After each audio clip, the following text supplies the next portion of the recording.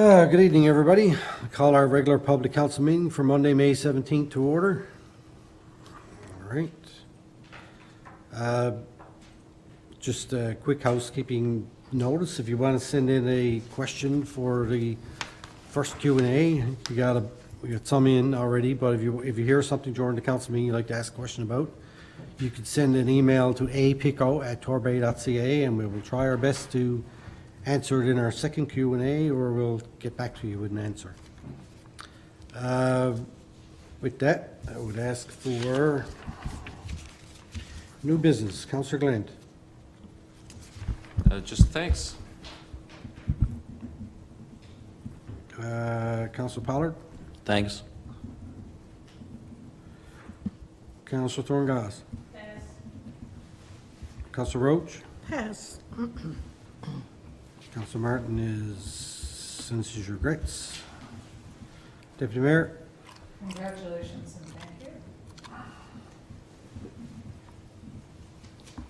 And I got a congrats and a thanks. All right, there's no additional questions, are there, Ann, other than the ones you gave me already? Just a second. No, there's not. All right, thank you. With that, I would entertain a motion to adopt the agenda, please. So moved. Second. Moved, seconded, all in favor? Aye. Opposed? Carried. All right, we have a set of minutes here from our May 3rd, 2021 Public Council meeting. Could I get a motion to adopt those, please? So moved. Second. Moved and seconded. Any errors or omissions? None. All in favor? Aye. Opposed? Carried. All right. Proclamations, presentations, Q&A. So we have a proclamation. We have 3 proclamations here this evening. First one is for Early Childhood Educators Week 2021. Councillor Thorngass, to you. Whereas the Association of Early Childhood Educators of Newfoundland and Labrador represents those working in childcare and related fields through the province, and Oh, pull your microphone down, Mary, please. Thank you. whereas early childhood educators provide developmentally appropriate care and education to children from birth to age 12 in a variety of settings, and whereas such care and education fosters the social, emotional, cognitive, and physical growth and development of these children and supports families in a variety of ways, and whereas this support of children and families ensures the future health of our society, therefore, I hereby proclaim the week of May 30th to June 5th, 2021 as Provincial Early Childhood Educators Week in the town of Torbay. So moved. second. Comments? No? Well, I got some. So I noticed that Erica Cochran, the board chair of AEC-ENL, signed this proclamation, and I was fortunate enough to be able to attend her daycare. I'd like to say last year, but I don't think it was last year. It might have been 2 years ago now because of the pandemic, but I attended her home childcare and also a couple of others here in the town where I had an opportunity to sit with the kids and read some stories, and it was a lot of fun for me, and it was a lot of fun for them. We had a great time, and you know, I think it's important, the work that they do. After having 2 children that came up through a home daycare and a more, I guess, formal, not formal, but larger, I guess, type of daycare, I understand and appreciate the work that they do, and you know, it's for parents that have to work, that these outlets and these people that care for their children is you know, so necessary, and we really appreciate everything that they do. So that, thank you very much, and we'll get a picture of that one after, Ann, or do you want to do it now? All right. Do you want to call a question first, or? Yeah, okay. All in favor? Aye. Opposed? Carried. Thanks.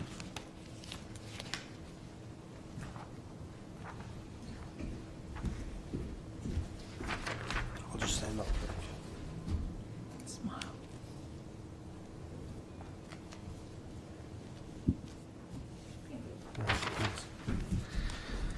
All right, and the next one is a proclamation for Municipal Awareness Today, which is today, May 17th, 2021, and Councillor Glant has that one. Thank you, Mr. Mayor. Proclamation for Municipal Awareness Day, May 17th, 2021. Whereas municipal government is responsible for the provision of services that enhance the quality of life of its citizens, and whereas dedicated mayors, councillors, and staff are essential for the effective governance of their municipalities, and whereas citizen involvement is essential for an active community, and whereas it is fitting and proper to recognize and encourage the contributions of all who work diligently for the improvement of our municipalities. Therefore, be it proclaimed that May 17, 2021 be known as Municipal Awareness Day in municipalities of Newfoundland and Labrador in recognition of the vital role of municipal government and in recognition of all those efforts that support it. So moved. Second. Moved and seconded. Comments? I think I will. Go ahead. I think this is important. You know, a lot of us, there's none of us at the table who aren't familiar with the amount of work that goes into being a municipal councillor. And, you know, we take this role on because we love our community and we want to do the best we can for the people in our community. But there's a lot of work. There's a lot of time. Our families lose us to committee meetings and different boards that we sit on. And I know that their support is there and it's strong, but I think sometimes it's nice to recognize the work of current and past municipal leaders who have helped us to get to where we are today. So, and I also think this being an election year, you know, there's a lot of people who aren't quite sure, might be interested to run, don't know if I am, you know, I don't know if it's that rewarding. I hear, you know, you get a bit of slack as a councillor. And I think, you know, all of us know that there are some difficult situations and decisions that come with this role. But there's a lot of reward and a lot of building relationships and opportunities and infrastructure in your community and relationships and having the ability to help people. And that's really what we do for the majority of our role here is to help people. So, so I'd just like to take the time to thank the people of the province who support us. I'd like to thank the board and congratulate the new board of MNL and thank the board for the work they do. And also the professional municipal administrators, because there's a lot of work that staff do to support the role of council. So with that said, that's about it for me. Thanks. Anyone else? Well, I guess, well, I'll have a quick say about it. I think that it's important, and I think it's also important to recognize the fact that, you know, it's not just the 7 members of a council that have to put all the work in order for decisions and projects and decisions of the town to move forward. You know, our staff is right there to provide guidance to council. And, you know, even the people that work at municipal affairs in provincial government, they're there to support us as well. And of course, MNL, which I am, and Deputy Mayor used to be a board member of, you know, they work hard, provide a lot of guidance and resources for councils all across the province. And I think that one thing that you said, and Councillor Glant alluded to earlier, that when we sit around here, we have a role to play. It's our role, and it's not our job. You know, it's something that we come here to do because we like to do it, and we want to try and make the community better. You know, our staff is here, that's their job. So their job is to support us, and our job is to support them. So, you know, it's there's no doubt about it. There's a lot of time and effort and commitment involved. I've had some inquiries from some young people wondering what's involved in serving on a council, and they're thinking about running in the next election.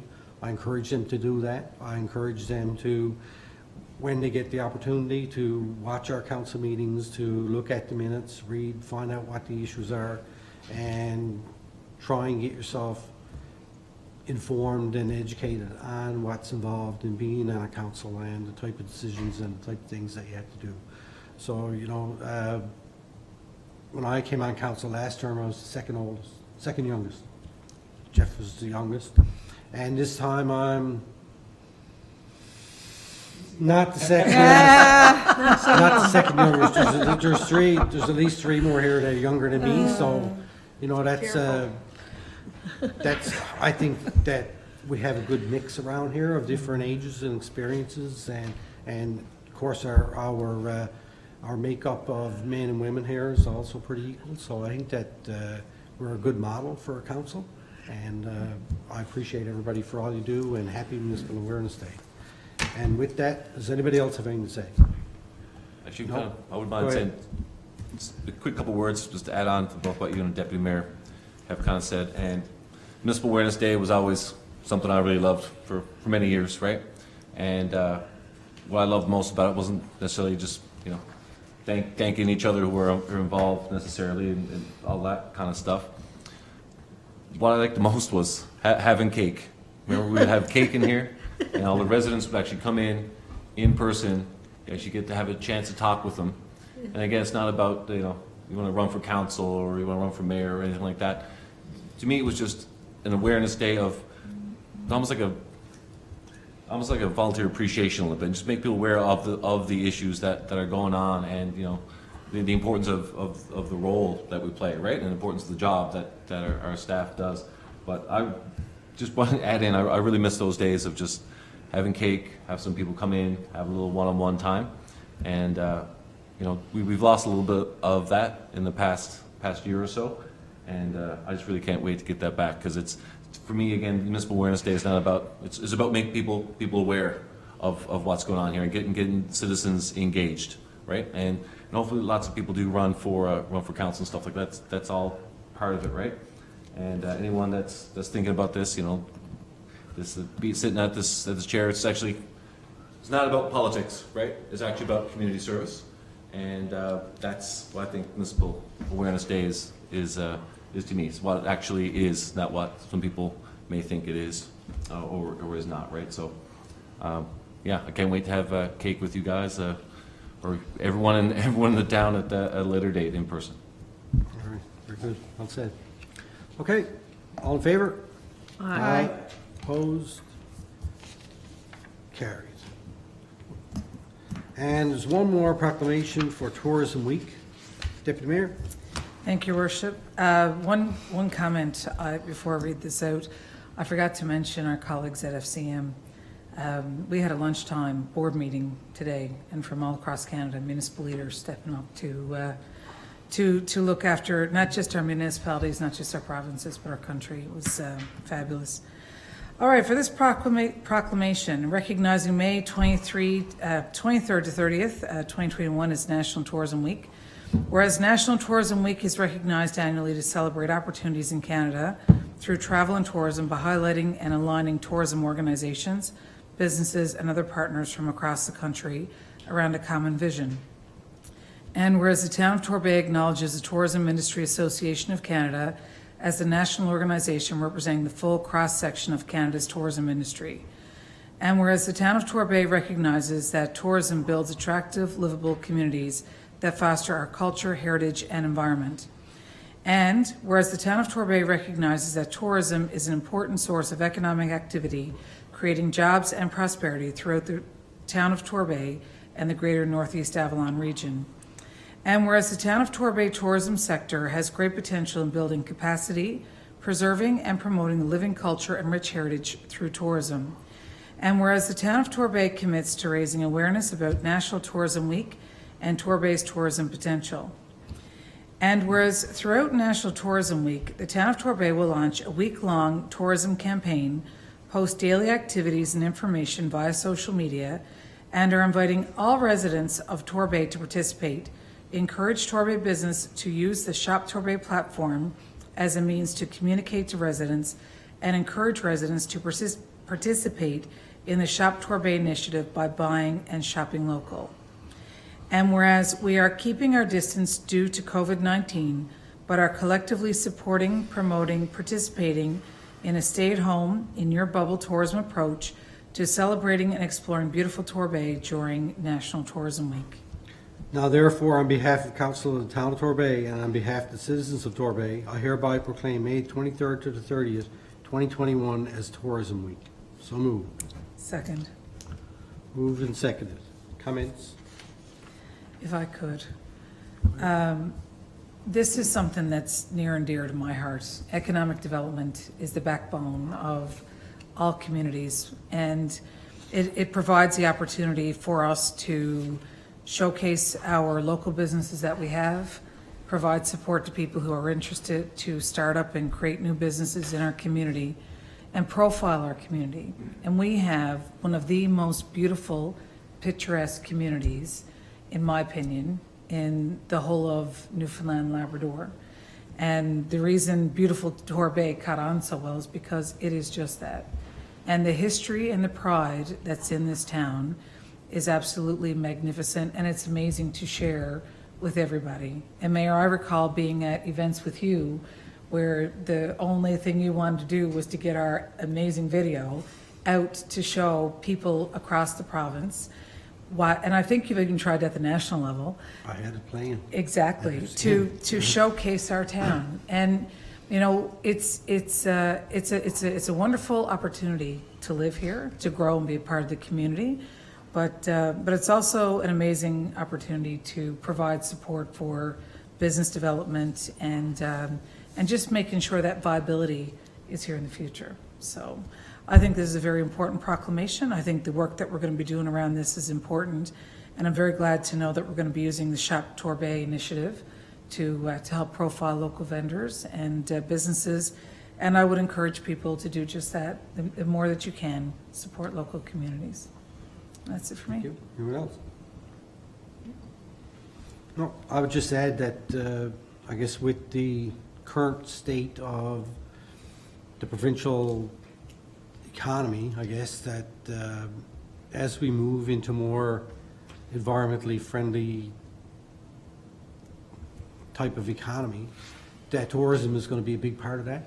And I think that we have something here that we can market and hopefully bring people into our town to spend money in our businesses and come and enjoy the trails and do whatever. So I think it's a great initiative, and it's something that we always got to keep our mind on, you know, and keep our finger on the pulse of what's happening, and make sure we do whatever it is that we can do to attract those people to come live here, work here, and play here, I guess.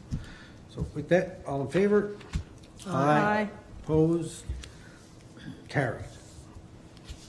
All right, Ann, you want to get a picture of these two first?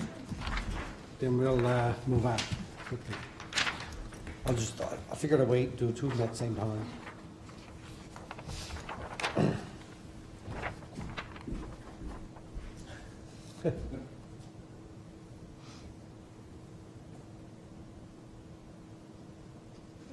Oh, we got the other one. Yeah. What am I? It's okay.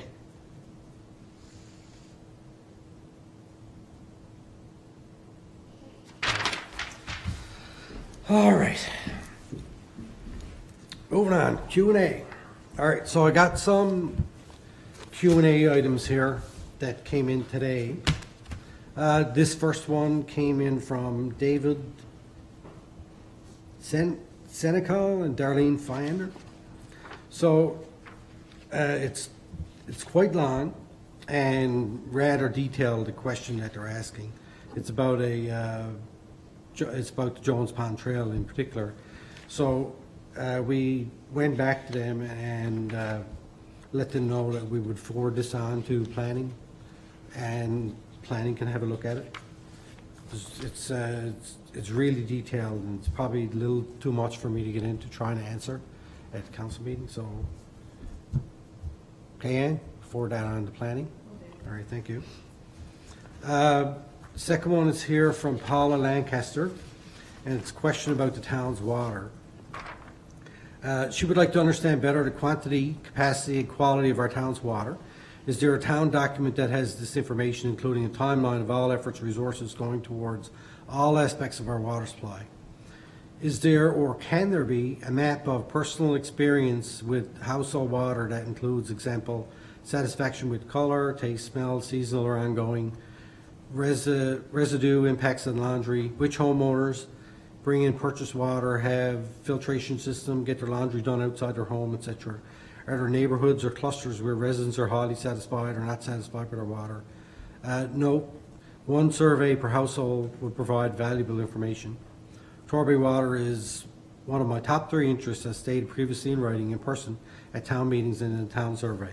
I hope everyone is well and look forward to open meetings when COVID is behind us. Thank you, Paul Lancaster.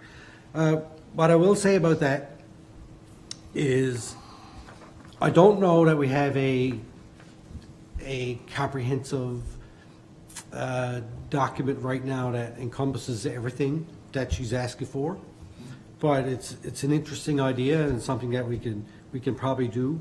I do know that we've applied multiple times for new water treatment at our North Pound water supply. We do have an ongoing work with regards to zone metering and looking at what the capacity of that pond is going to be, and if there's a way that we can extract extra capacity out of it with more accurate meter information. So we're working on that right now. That's being installed, hopefully in the near future. In terms of different locations throughout the town where water might be better quality than others, I think we rely on, and I mentioned this before, is that when people have issues with their water, please report it to the town so that we can make note of it. And then we can identify if there are places in the town, in particular pockets maybe, where there is an issue that's worse than others. I know that where I grew up on Enemy Line, right at the top of the Clapper, the water in that area is actually really pretty good. I don't think that my parents ever have really an issue with the water. It's always clean and there's no smell off it or anything like that. So I know that in other places, like up in Tynedale, where Peggy is, we're closest to the water supply. Sometimes you have issues up there, right? Yes, but that's because of the location. Right. And then further in Enemy Line, I know that there's issues with pressure because it's kind of at the end of the line, and bottling line as well. So I think that when people report to us that they have an issue in a particular area, that's good information for us to collect. We could ask that I think this would, I don't know if this would fall under Public Works or Planning, but we'll let staff decide that. If we could put out a survey to our residents that are on the water supply and ask them to fill it out so we can get that information back from them, and you know, it might be useful, and or give us a idea of which areas are in better shape and which are not. So thank you, Paula. I hope that answers your question. And you know, one thing I will say is that we're always looking for ways to improve the quality of the water, and you know, we work on that, and hopefully the application that we have in now for water treatment will be successful, and we'll be able to put some proper treatment on that pond, and hopefully get some better results for the people, and also with regards to the pressure. Okay. I have another question here from Evan Edinger. There's a lengthy preamble here talking about the shale issue down in Motion. Not going to get into that too much, but we will put all of these in our next minutes, right? Mm-hmm. So everybody will be able to see exactly the questions that people put in, Ann? In your face. Okay, thank you. But he gets down to the point where he says, now to my question. And I thank Evan for putting that in and letting me know exactly where I should start. So recently, he went for a walk along the East Coast Trail at Motion Point, but found no parking signs along both sides of Motion Drive near the trailhead, such that it is completely unclear where the trail users are allowed to park. There are many private property, no trespassing signs. So his question is, how will the town ensure continued access for residents and visitors who would like to use the East Coast Trail along the Silver Mine Head path? Trail users need to have a safe and clearly identified place to park at the Motion Point trailhead. The East Coast Trail is a public right-of-way, but access to it is being restricted. Evan, thank you for that question. I do know that there are some no parking signs along that road. I've seen them myself. I was over there recently. I I'm not sure if they, when they were put in, if they were put in response to residents' requests over there, or if they had something to do with snow clearing. So this is another one that I'm going to pass along to planning, and they can have a look at it and see if there are alternatives where people can park. Maybe you can park on one side of the road or the other, but I do know that we have to be careful when we allow people to park on the street, that we don't want to block it off, but we also want to make sure people have access to those trails that are going through our town. Thank you. So that question will be forwarded on to planning, and we'll see if we can get you a more detailed response soon. All right, now I got another one from Madeline Florent. Mr. Mayor, I'm looking for more information about the Forgotten Corners contest that was run by the town last November. The Torbay entry to the contest was announced in February. To my knowledge, no other information about the Torbay entries have been released. This contest was sponsored by Landscape NL. I thought this was a great little project and submitted a couple of ideas myself. Torbay has a share of Forgotten Corners. I was looking forward to more information about the submissions that were made by residents and what corners of Torbay were identified. Even though only one spot could be put forward to Landscape NL, I'm curious to see what other suggestions came forward and if the town has any plans to beautify some of the identified Forgotten Corners ourselves. For example, the Torbay entry, the enemy line lookout, could easily be cleaned up to make it a little more attractive. It would be nice to have a little more information about this public spot. Many people I spoke to had no idea there was a lookout on the enemy line and didn't know where it was. I believe in the past the area was referred to as the Clapper. There must be a story there, perhaps some beautification of the spot, maybe others could be incorporated into the future budget. Anyone visiting Bay Bulls can see their beautiful work that was done to their Forgotten Corner right next door to their town hall. They were winner of Landscape NL project last year. Madeline.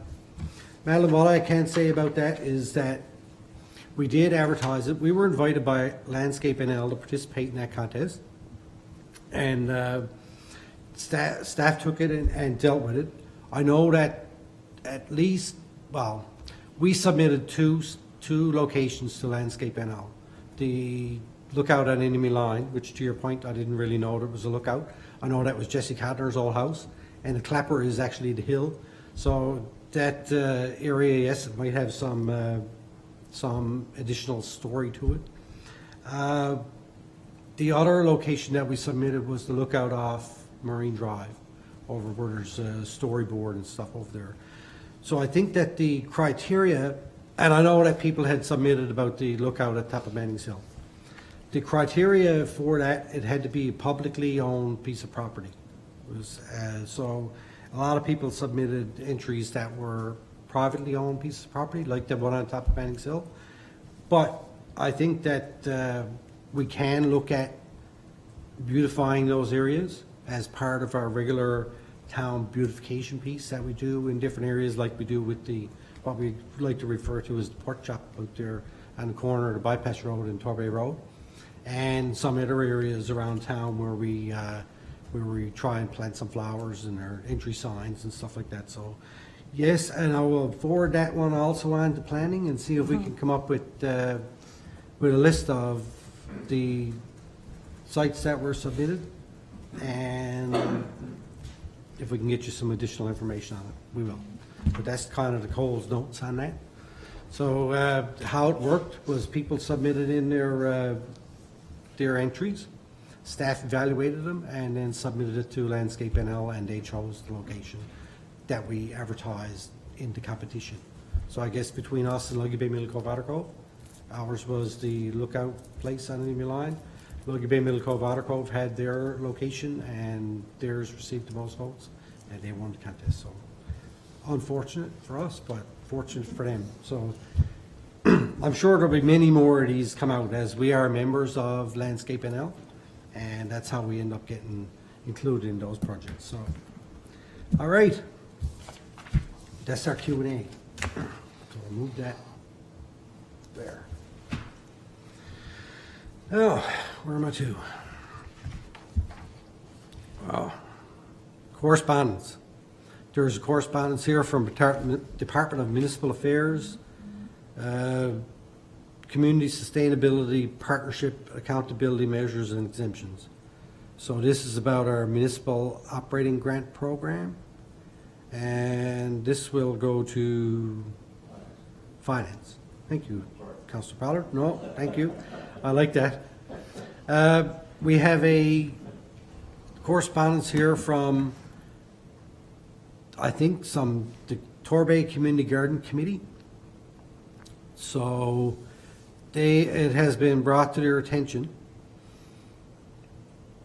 There are ongoing discussions regarding relocating the community garden.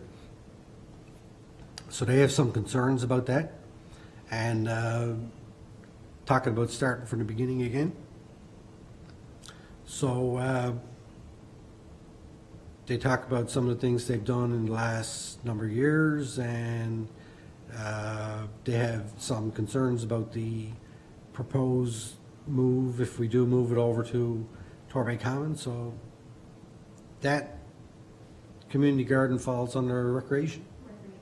Okay, so we'll forward that on to the recreation people committee to have a look at. We have a correspondence here from the deputy mayor, and this is regarding FCM 2021 elections. So the deputy mayor is telling us that the resolutions for FCM Board of Directors position is approaching May 25th. She's reaching out to ask for support from our council for her to run again for the Board of Directors. A motion of the council would be needed, and there's the link, and she's attaching the 2021 resolution. And I think Council Roach has that. We'll deal with that now. Yes, I'd like to nominate our dear Mayor, Trina Appleby. Say deputy mayor or mayor? Deputy Mayor, okay. That's only a hindsight. So look out. Okay. Whereas the Federation of Canadian Municipalities, FCM, represents the interests of member municipalities on policy and program matters that fall within federal jurisdiction. Whereas FCM's Board of Directors is comprised of elected municipal officials from all regions and sizes of communities to form a broad base of support and provide FCM with the united voice required to carry the municipal message to the federal government. And whereas FCM's virtual annual conference and trade show will be held June 1st to the 4th, 2020, during which time the annual general meeting will be held and followed by the election of the FCM's Board of Directors. Be it resolved that Council of the Town of Torbay endorse Deputy Mayor Trina Appleby to stand for election on FCM's Board of Directors for the period starting in June 2021 and ending June 2022. And be it further resolved that Council assumes all costs associated with Deputy Mayor Trina Appleby attending FCM's Board of Directors meetings. So moved. Second. Moved and seconded. Comments? So quick. So Go ahead. just yeah, I'm all good nominating deputy mayor for the position on the board and such. The only thing that caught my ear was the costs. Costs. You know, all costs. You know, I'm like, I don't like things that are just open-ended costs. And I know that obviously it's virtual for coming up, but I do know that over the years we've had lots of interesting conversations in the back room about costs for these boards and flying back and forth and stuff like that. What do we have a cost estimate? Pretend if it's not COVID, just not that's going to sway me one way or the other, but it's just important for transparency, stuff like that. Do you know how much this generally costs? So next year there's no COVID. If it says, hey, you know, we're going to pay for deputy mayors, the taxpayers can pay for deputy mayor's airfare and stuff like that. What's the, just so we can say it out loud, what's the I don't estimated have that cost? information myself right now, but Deputy Mayor. Yeah, I'm sure deputy mayor has it. Yeah, I can speak to that.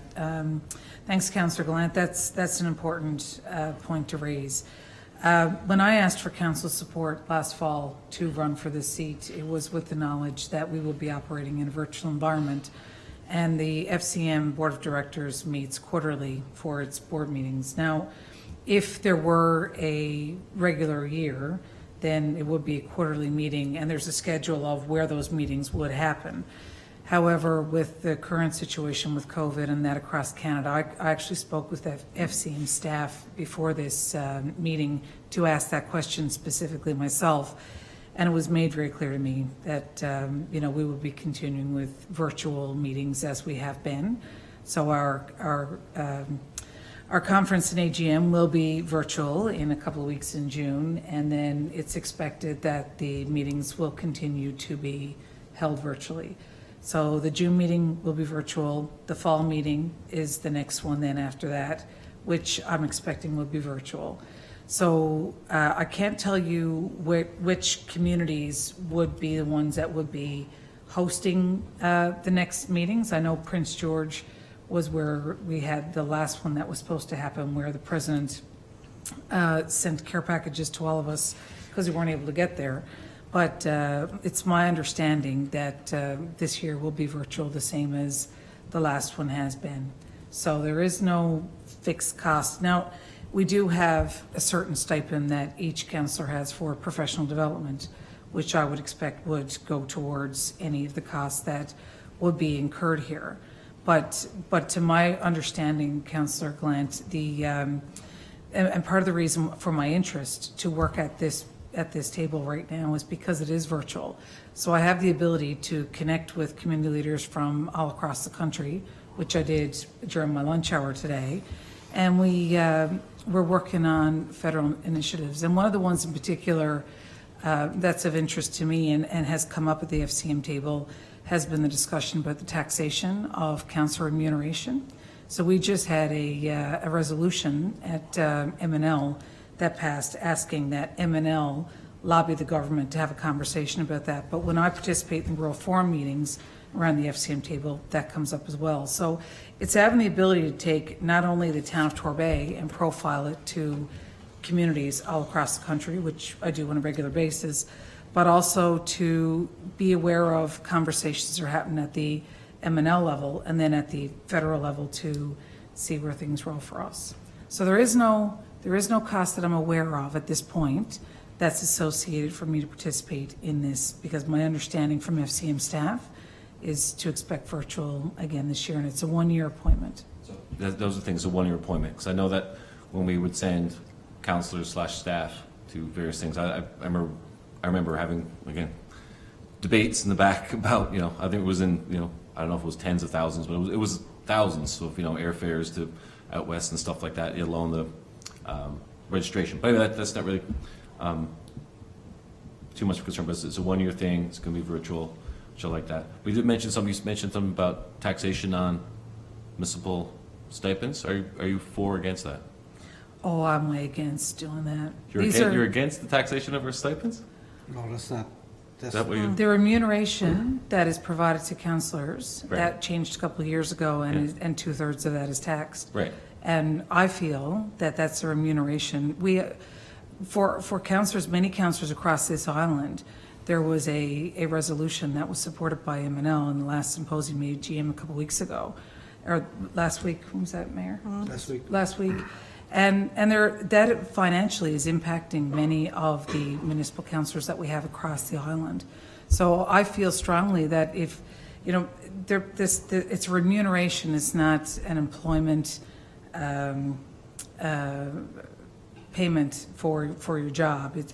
So I really feel that, the remuneration that is provided to municipal councillors should not be taxed. But that's Trina Appleby's personal opinion. But that there's a discussion afoot with that at the provincial level and also at the federal level. Okay. Well, I totally disagree with you. I think we should be taxed on all the remuneration we get. But, which is fair, right? Right? We're to a certain percent. I don't think we go all the way to where we get topped up. But that's just, I'm not gonna not nominate you for that because of a disagreement. I would, if we're on a council at the same time, I'd vote against that. But I'll still vote to nominate you for the position. Thank you. All right. Anybody else? Certainly. I'm certainly willing to support. I think it'd be great to have a representative Torbay, especially on the FCM board, and represent the province nationally. I think it's great, and kudos to Deputy Mayor, and best luck in the election. Yes, thank you. Yeah, and same thing here. I think that it's a great asset to have somebody on the FCM, especially from our own community, and being part of the M&L to bring the issues forward and have a broad perspective of the whole thing, so you have my support. Yeah, I support you. I know that at our M&L symposium last week, Gart Frizzell, the president of FCM, was on there, and he was complimenting our board members. I think it's you and Isabel Fry, right, from Mount Pearl, and talking about the great issues and representation they bring to the table. So, if you're doing a good job at it, then I'd say you stay at it. Anyway, that's that. All in favor? Aye. Aye. Opposed? Carried. Thank Well you. done Good over luck. there. I don't know, am I allowed to vote? Pardon? Because it pertains to you. Right, That's what we've done for. yeah. Okay, thank you for the clarification, Ann. Well, actually, no. You could vote on that. Yeah, you could vote on that. The only way you can just see the conflict of interest or not vote. Yeah. But if there's travel and So there's any travel cost to- around that, I don't know, would that be a conflict issue? No. I abstained. It's okay, I was thinking, yes, I think Councillor Blank is right, it's conflict of interest that you abstain. Yeah, you can't abstain from that. I mean, if we were voting for you to be deputy mayor, you wouldn't abstain from that vote, would you? But we just Yeah, adopted a package of minutes from the last meeting for the M&L nomination that I did not vote as well because the vote was pertaining to me, and I don't believe that I voted either in the first one. Check the legislation, you get a vote, you lose your seat. Yeah, I'm happy to vote to support it, but I just don't want to Yeah, end I up don't- in a conflict of interest if there's I don't think you're in. any potential for that. I don't think you're in a conflict. Does everybody think that she's in conflict or not? No. No, it's a fine line, it's a fine line. Well, you probably know, Councillor Pollard, but I mean, it is a fine line when you look at it, and if she didn't vote in the last one for M&L, It's in the and you're package, talking yeah. about here with regards to all costs and what have you associated. We all voted for the remuneration increases, Right, right? You're not showing as abstained in last year's. right. Okay. Yeah.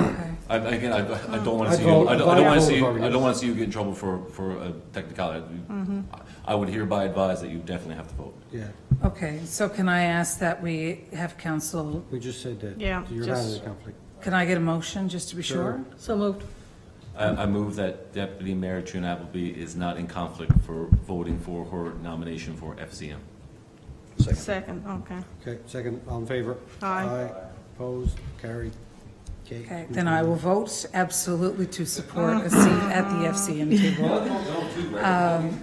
No, I've got to be honest, this has been a fabulous experience, and it's really been great to understand what happens at the town level, but also is important at the provincial and federal level. And I get to see all three levels now of how things work together, and it helps me be a better deputy mayor for the town and understand how things work. So I just want to say thank you to council for your support, because this is work that I love, and as we talked about, municipal representatives day today, I mean, this is a passion for me. This is something that I really enjoy, and I really appreciate the support of the town of Torbay to have the opportunity to seek election. So thank you. Good luck. Thank you. All right, and we have a correspondence here from Municipal Assessment Agency, the Clar Simmons Award, and this is a scholarship that, let me see what the specifics are on this. So the Clar Simmons Scholarship is based on students' academic and honors graduation average set by the Department of Education and Childhood. Who's eligible? I'm trying to find out who's eligible for this. Oh, yes, any child or grandchild or Yes. ward of a municipal council member, or any child, grandchild, or ward of an employee in the community served by the Municipal Assessment Agency upon graduation from the NL Senior High School program may apply to at $1,000 each. Okay, thank you, Peggy. Okay? So that's who's eligible, anybody that's a child of a municipal councillor or someone that Yeah. works for the municipal assessment agency. So we'll forward that on to community services, let them advertise it. Yep. I think that's probably a good idea. Gotta be a good idea, I said it. All right, And the Moving on. deadline for that form is May the 25th. Okay, Okay, so, you got 8 days. yep. All right, perfect. All right. Committees, council. Committee of the whole minutes for May 3rd, 2021. Could I get a motion to adopt those, please? So moved. Moved, seconder? Second? Seconded. Questions? All in favor? Aye. Aye. Opposed? Carried. Committee of the whole minutes, May 4th, 2021. Motion to adopt, please. So moved. Moved, seconder? Second? Seconded. All in favor? Aye. Aye. Opposed? Carried. All right. Correspondent, you going to update on the, Indeed, I have. I was Okay. going to do it in the mayor's update. I already passed it, didn't I? I missed it. I missed my opportunity. All right, we'll have to get back to that now. How did I miss that? All right. So the mayor's report. Let me do that now then, because I'll touch on that. All right. So May 5th, we had our M&L board meeting, and then on the 6th, 7th, and 8th, we had our M&L symposium. So our 2021 symposium and our 2020 AGM. I got some questions about that. People were a bit confused, but it's because we missed our 2020 AGM. At the time, the legislation didn't allow for remote or online proxy voting, I guess would be the word. There was changes made to the legislation last year, the Corporations Act, that allowed corporations like M&L to be able to vote virtually. And so that was why we had the 2020 AGM at the 2021 symposium. So the next thing that will be coming up on the M&L calendar will be the 2021 AGM. May the 6th. May the 6th, I met with Mayor Thorne, Mayor Hickey, and Mayor Vardy from Puchco to discuss the Jack Byrne lease agreement. So we met down in Flat Rock. We had met the night before and pointed out some things that we raised concern or we had questions about. We went down through the whole thing and discussed it, and I took notes, and and thank you, Ann, for providing me with the notes from our committee of the whole meeting. We discussed it. I updated the agreement with the comments that we had made at that meeting. I circulated it back to our three mayors to get confirmation that what I understood was correct from our meeting, and I'm just waiting for confirmation from them.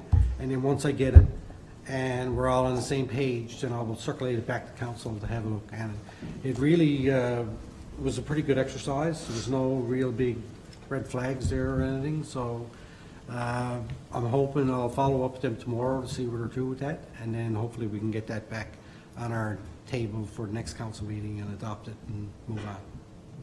Did that answer your question? it does, yeah, does that require the other towns to go back to vote again on the agreement? Or there Well, significant because the changes? agreement will be changed, right, from what they had adopted? Yeah, it'll be a different draft than what they had reviewed. So it'll be a little different with those updates. And I didn't just delete out what was there and put in new. I left everything in there so that it was clear on what it was. So hopefully I'll hear back this week on it, and then I'll circulate it back to council, and we can move forward from there.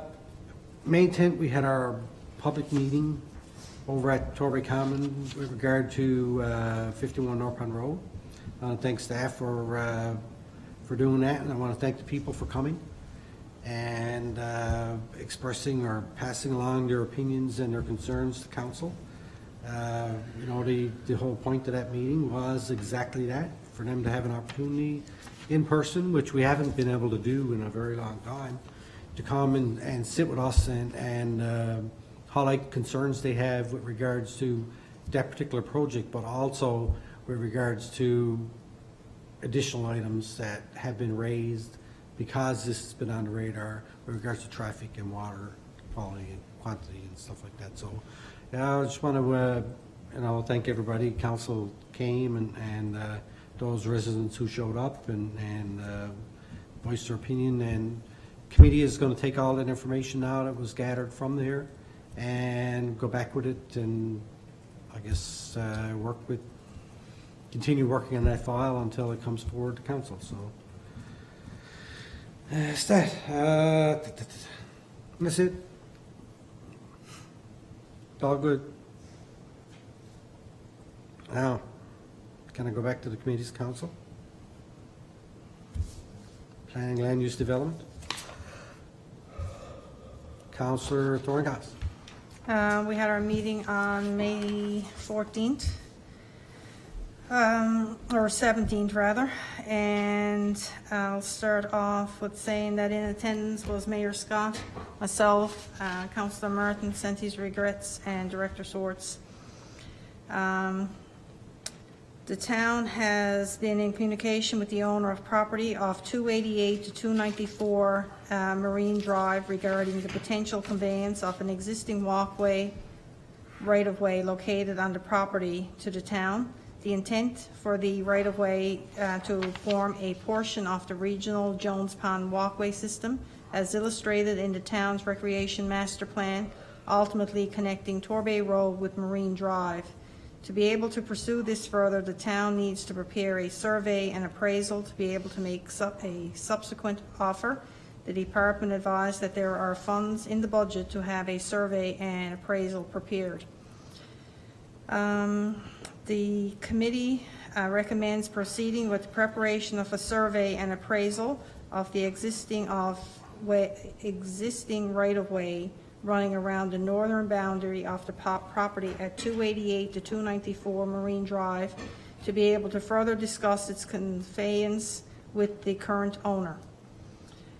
Move to have a survey and appraisal prepared for the portion of an existing walkway right-of-way that is located on the property at 288, 294 Marine Drive. This is to be able to further explore its conveyance with the current owner. So moved. Second. Moved, seconded. Comments, questions? I have a question. Council received an email today from a resident who had concerns about this motion, and they had noted that it had been appealed and then been in Supreme Court and had concerns about us seeking this motion now to have this land surveyed. So I'm just curious if committee could speak to the content of that email and the concerns that were raised by the resident before we place a vote, because I don't understand the I will history say of it the right up same front, as- and I mentioned it to the mayor when I came in, I'm not sure if something, going back to the history on this, if this is actually, This, could be, do you want to, in conflict? I'll just quickly, the issues that this person raises in their email is still an issue that's potentially, it's ongoing legally with the town, so we really can't speak to that.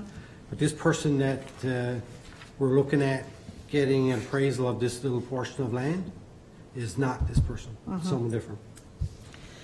So, So there's existing right-of-way that goes from Marine Drive up through the back of those properties that the town has been, I guess, involved in a dispute for the last 15 years or whatever, longer, to try and get the access to that. So I really can't speak too much on that because there's a long legal history there and it's probably not finished yet. So that's, that's the, But it's a that's the different reason owner for as that. well. It's It's a a different whole owner. different situation than what we're looking at here. So, I mean, what we're looking at here is getting that right away off this particular person. So that'll be one person that's out of the picture is in regards to that particular area, if at some point the town decided to put a trail up through it. And I also want to include in there that we've had some discussions that was back and forth the last couple of meetings of a resident that was looking to sell his property, and there was some issues. And this, what we're looking at now, is actually working with the resident who has his property up for sale to eliminate that whole issue around him selling his property. So once we get this done, he'll be in a better position to be able to sell his property. But how do you figure out that? If he's, Working with our director. okay, just for the one person? He's being. Why don't you offer everybody something that would, you know, a going price or something like Yeah, that? but this and you would is, solve though, it this all? is. Hang on for a second, wait Yeah. on. I just got, you know, we got to be careful while we're talking about this. There's a legal thing related to that whole entire area down there Okay. that we've been trying to work through for a long time. That's still in the process, Julia, right? Yeah, it's still in the process, so. So somebody got to move on something. Just a point of order, let's just keep just directly to the motion at hand. It's independent of Yeah. other things. It's certainly within our purview as the town. If we want to get a survey done, potentially we can do that without impacting anything, to my best of my knowledge. So I'll just keep it to what we're actually talking about. Yeah. Yeah. Well, the question has to be asked, if it's related to this in any way, is there an impact? And then the other question that I have is, I don't recall being briefed as a council about the history of this situation, what has happened here, what sensitivities are there around the legal ramifications, what's happening with this We have one discussed this person. at. Has this been discussed at committee of the whole? It's been discussed at committee of the whole, when this particular resident that we're looking at with this motion that we're bringing forward tonight, it's been at the last couple of council meetings, and we've had emails from him on different things that go back, that's of a very sensitive nature. So what we're looking at now is surveying the issue that's been brought forward at a couple of other prior meetings to this, that's been dealt with from planning and development, and it pertains to this particular land that we're looking at, and him trying to move on and sell his property. Can you tell me when this came to committee of the whole? This 'Cause I has don't been at recall the this. last couple of meetings, and we dealt with it at great length at committee of the whole. and When, had his- Councillor Thorngass, what dates? I don't know, I wouldn't be able to determine I that, don't but I know, recall. well, This we is need the- to go back. This gentleman that we're dealing with is the person that sent in a correspondence to council asking if we had plans to put a trail through his property. And it was the one that we, as council, said that it was, in particular, actually, I think the deputy mayor said to me, don't respond to that, we need to get a legal opinion. Yeah. So, Okay, never mind. Now I know Now what you you're know what I'm talking talking about. I'm catching you now. okay, I'm catching up. Yep, now I understand the email that you're referring to. all right, so My that's this apologies. gentleman. Okay, I'm catching up. All right. But again, back to the impact of this piece that's in Supreme Court. Is there any connection to this motion tonight and No. what's happening with The di- Supreme Court? The difference would be. Different that property owners. All we're looking at is, looking at a potential to get a survey and appraisal on a piece of land that's 1.3 meters wide, that goes the length of this person's property, to if he wants, if he's willing to, if the town is willing to purchase that, then we could purchase it from him, that's all. And we would own the right of way in this particular area. And this would basically connect Marine Drive to Jones Pond, which we've been trying to do for years.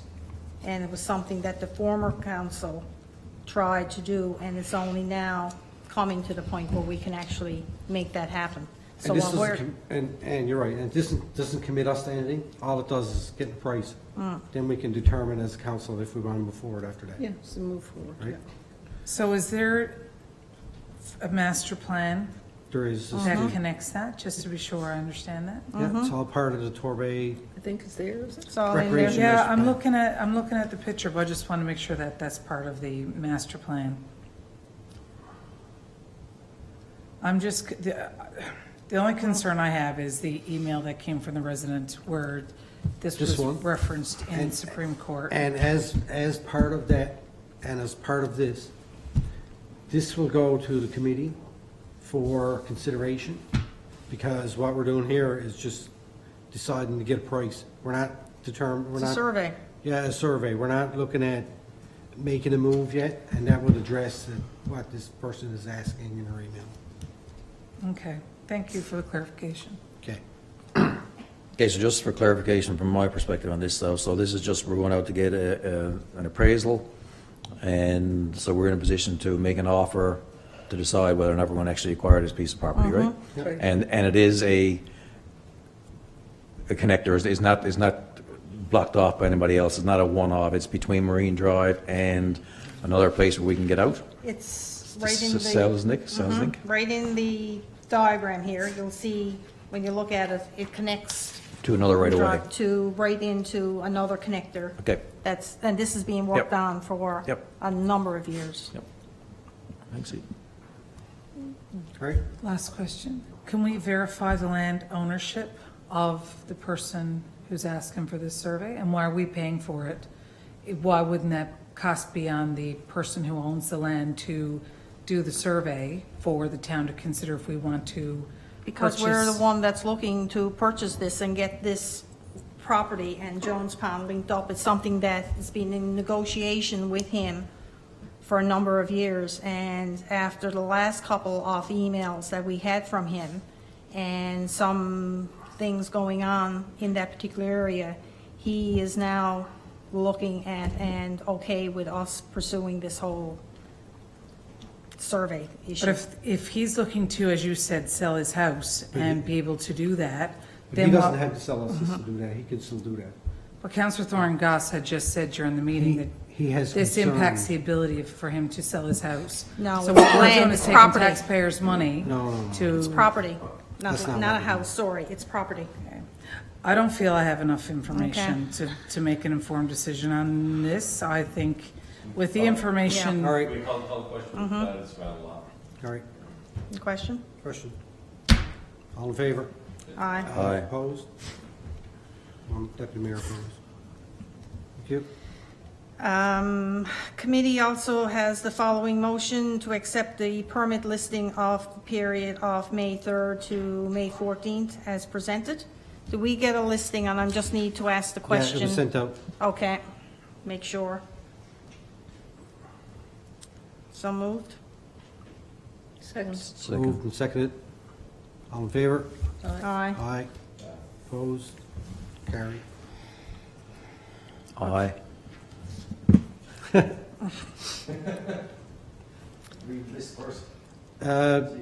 Councilor Ngosh, you got anything else there? you wanna Okay, I talk just to? wanted to run down over the minutes.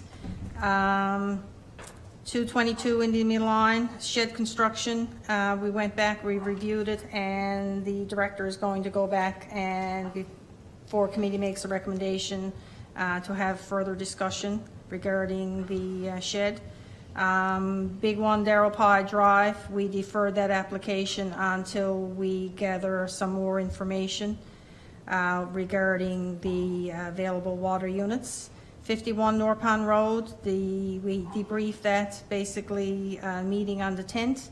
And as the mayor said in his update, that the director is getting together information. It'll come back to committee, and then there'll be a committee of the whole meeting before we move ahead on any further discussion with the development on 51 North Pond Road.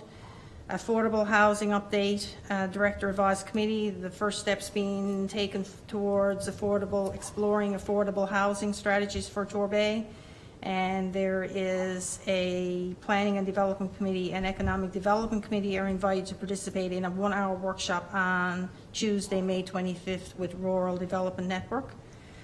Development control, municipal enforcement property matters. I think that it's worth mentioning that there's a new template for the commissioners and that their hours of work have changed. It's now 4 p.m. to 12 p.m. Due to recreation facilities, they'll be closing the recreation facilities for Portugal Cove, St. Phillips. And note that this is until school is out, and then the summer hours will be 8 a.m. to 12 p.m. midnight. And the other thing that we need to, and we're looking at having an MOU established to be explored with motor vehicle registration regarding license plates numbers and the CAO and the director will follow up with us on that. We just talked about the Jones Pond walkway. Inquiry walk around Bourne's Close. We had a good discussion around that, connecting Clar's Place with the meadow at Torbay Road. And she's met with the residents, the director has met with the residents on the property to discuss their concerns and to visit the site of the planned walkway. The committee believes it is important that the 3 property owners backing onto the area be contacted for their feedback, and that the town is committed to locating the walkway with the least amount of impact on the enjoyment and proximity to the adjacent properties, and requested that the department reach out to the 3 owners and advise further once a response has been received. Bowling Line Inquiry Accessory Building. The committee received an inquiry regarding a proposed property on Bowling Line, and the big thing with that each application is reviewed on its own merit, and that we need to have an application before we can get back with any particulars if an application is going to be accepted or not. Other business. Wildlife Rescue and Rehab. The director met with the owner of the property and proposed wildlife rescue and rehabilitation use to get an understanding of the site setup. The proponent indicated that they are prepared to cover the cost for the public notification process associated with the proposed amendment, and the department will now proceed with drafting the amendment documents for the public notification to commence in June. And the other big one there, that land ownership mapping, is that we had a brief discussion on collaboration between both departments on confirming that's with Public Works and Infrastructure and Planning and Development regarding property ownership to deal with the planned stormwater management works that's taking place in Skipper's Landing and the trail development west of the bypass in Western Island Pond as set out as the sidewalk project. Not sure of what that means. Is that correct?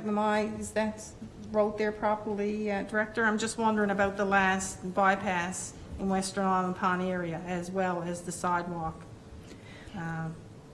project. I believe you had mentioned the sidewalk project, so if there's anything to do in terms of property ownership, clarification that infrastructure public works requires for the infrastructure works on Torbay Road and that, then we would assist with that. Okay, Yeah. all right then. Okay. Okay, I just saw that put in there and it brought me back to infrastructure and public works again with a flash thinking there was something going on. And that's it. Anybody's got any questions on any of that? I have a few. Great. Councillor Thorngass, you just mentioned the Bowling Line piece, and you said council would determine if we would be accepting an application or not. There was no application put in, Right. and we had an inquiry from another councillor Right. regarding the possible application and some questions around it. And until we have an application in, Okay. That's- we can't judge that. And even if, I kind of question it because we can't put on an agenda if somebody should put in an application or not. That's something that we only bring to committee if we actually have an application. Right. So I just wanted to clarify because I was afraid if someone was watching tonight and they said, we didn't know if we would receive an application or not.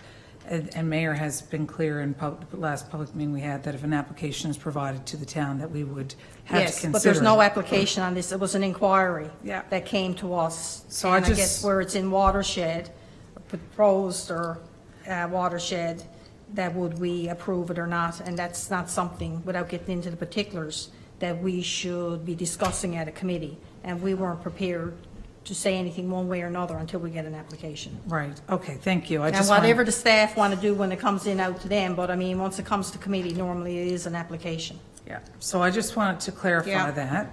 The second one is around Bourne's Close. So my understanding from you is that the director is going to speak to the people whose She homes are. spoke to one, the one that issued the concern Right. that we had last time, so she's met on site with that person. Right, but you've identified 3 families. There's 3 there that proposed trail that we're talking about goes up behind 3. There's Their 2 other properties. houses. Right. So that's when we talked about that, so they would be contacted and spoken to then as well. So is there a timeline? Like, are we doing a public development issue around that where we would have communication with residents in the region about the trail? There's only a couple of houses, so I don't know what way. And is there a deadline for them to provide information, and is there correspondence going to them so they know they provide that correspondence in writing by when? Is there any information around that? Because what we're saying tonight, my understanding, and I want clarification, is what we're saying here is that we've spoken to the people who've sent the email in, and Julia went down and had a site visit with them. There are other houses that are impacted, so we're going to give people the opportunity to provide response. So I think that I just want a clarification on how are we communicating that to them? Is there something in writing going out to people in the neighborhood? Is it just those 3 houses? Why not go to the people in the neighborhood and give them an opportunity? And then the other piece is there a timeline or a deadline, and are we telling them how and who to send correspondence to for committee to review that information? Is there a formal procedure happening around that, formal communication, formal timeline? What are you doing as far as that's concerned? Because when we do development notices, like, people know this is going here, here's what it looks like. If you have something and you want to speak to it, you send an email usually to Julia by such and such, and they have a framework within to work. So I'm just curious to see, is that what we're doing here? That's in terms of when stuff is in our regulations that lays out how we need to proceed. I think this particular issue is we are reaching out to those people that the trail potentially proposed runs along the back of their property, Right. because it's only affecting them, to see if they have any additional comment in regard to that. It's I not don't know not that a it's public only, process. yeah, but I don't know that it's only affecting them, because that's a cul-de-sac, and there's people on both sides of that may have concerns about a trail going through there. And then the other piece I'm just curious about is if and I think it's fabulous that we're doing this engagement. I think it's important. I just wanted to get clarity about how we're doing it in the timeline and how it's being communicated. And is there a timeline? So committee has, well, you've got 2 weeks. If you have a concern, send an email so they know who to send it to, what our formal, engagement is around that. That's what I'm asking for clarity on. Director, you have any comment on that? So the letters have been drafted, and it's anticipated that they can go out within the day now. So they'll be contacted in writing. With one set of family I'm already in contact with, and the other 2 will be contacted within the day or so. And again, as the mayor stated, it's not a discretionary use. It's not like a public notification process and so forth. So we would be contacting the property owners that directly back onto the area that this trail is planned for, and then we'll hear what they have to say about it. Is there a deadline in the letter for them to reply and for committee to have a look at it? Can you repeat, please? Sorry, is there a deadline for them to reply, like a 2-week opportunity for them to provide correspondence back? Do they have information around it? I can certainly put a timeline on it. I will advise them of that. I'm not sure. I'd rather not go into too much detail, but I will provide them with all the necessary information on approval processes and so forth. So, and I'll request that they can maybe reply before the next committee meeting.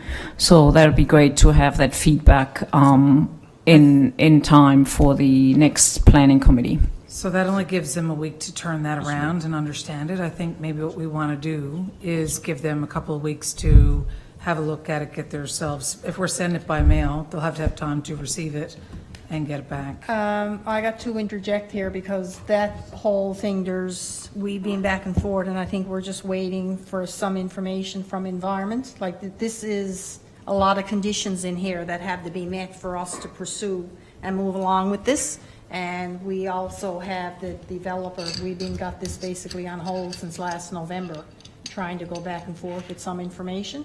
And I think two of the residents you've probably been talking to, and one other, I wouldn't want to see this development delayed any.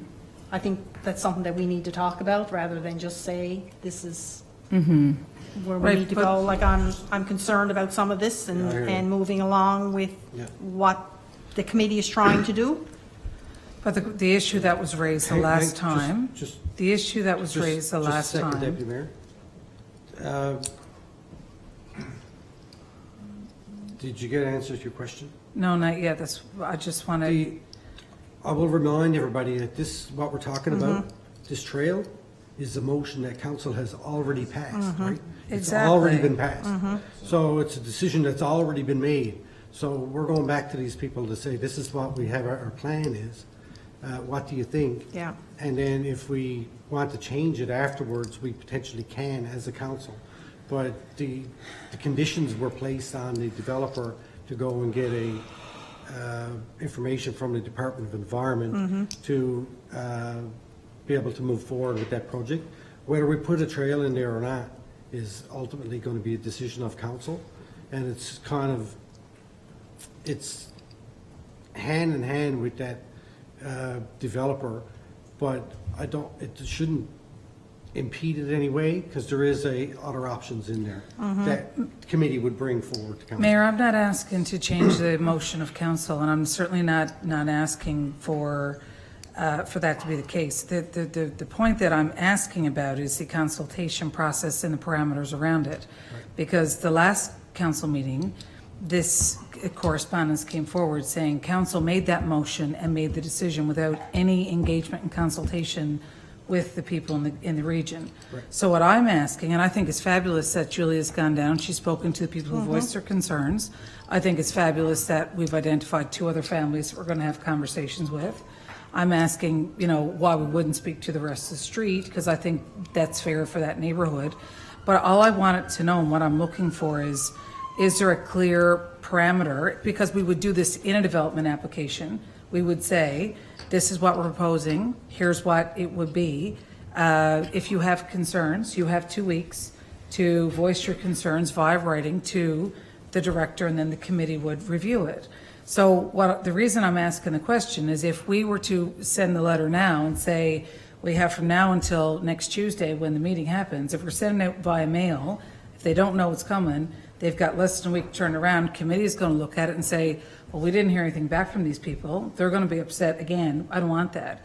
So all I'm asking here around this is not for the motion to change or anything else like that to happen at this point. I just want clear understanding of what that consultation process is, what the communication is in the timeline, so the residents can look at this meeting tonight and understand, here's what that looks like and here's what I can expect. That's the reason I'm asking the question. Okay. So the time frame, Councillor Glant, I will sorry, absolutely sorry. yield the mic to you and I'm finished asking Sorry, my questions I'm of waiting for 10 committee. minutes to try to get in this. Yes, I know, but I have the right, and I'm doing it right now, to ask the questions of the chair, and you, sir, will have that opportunity. All right. I I promise you as understand, well. but we all have time limits, so everyone. So if has you would turn, let me so. finish I'm- asking my questions instead of interrupting, you wouldn't have to I'm worry asking about you- time I'm asking you to limits. finish. I'm sorry, but I'm just saying respectful of the time, sorry. Yeah, and I would ask you to be respectful of my time on So the I'm floor, just please. remind the mayor to try to chair this, Yes, right? I hear you. So basically, what you want to know is there timeline around this? Yes, They- if Councillor Schwartz can give us a framework of what that consultation you got- timeline is you going to got be. demoted from director to sorry. councillor. My apologies, I think- Director. My apologies. I think we have to be careful, we have to follow our regulations. We don't want to do something that's outside of the process, because this is a current application that's before council that the developer is trying to meet their, It's not a current application, it's a motion passed on it. the permit has not been issued yet, and there's still conditions, right? This is part of the conditions that we're waiting to hear back from. So, to you, I mean, I'm asking about the consultation parameters, though. What can these families expect? What timeline, what is the process? The department is going to contact them and solicit information from them, right? The people I've been in contact with, they've been fairly quick in responding, so I'll be in touch with the people and make sure that they have the chance to reply. I don't know, I'm open to suggestions. If council tells me what timelines you would like, I will place that in the correspondence. I think ample opportunity for feedback, written feedback is important, especially if we're asking them to provide that to us, and if they're working, and whatever else they may have, a 2-week opportunity to turn around a response. Can I speak to that as the chair Yeah, of sure, the go committee? ahead. Yeah. So I'm looking at this and I'm leaving some things that came up with our director to go back. This is not something that we're talking about putting in the mail, and if emails are back and forth so promptly on this. And again, it's one thing if we send this out and there's no response by our next committee meeting.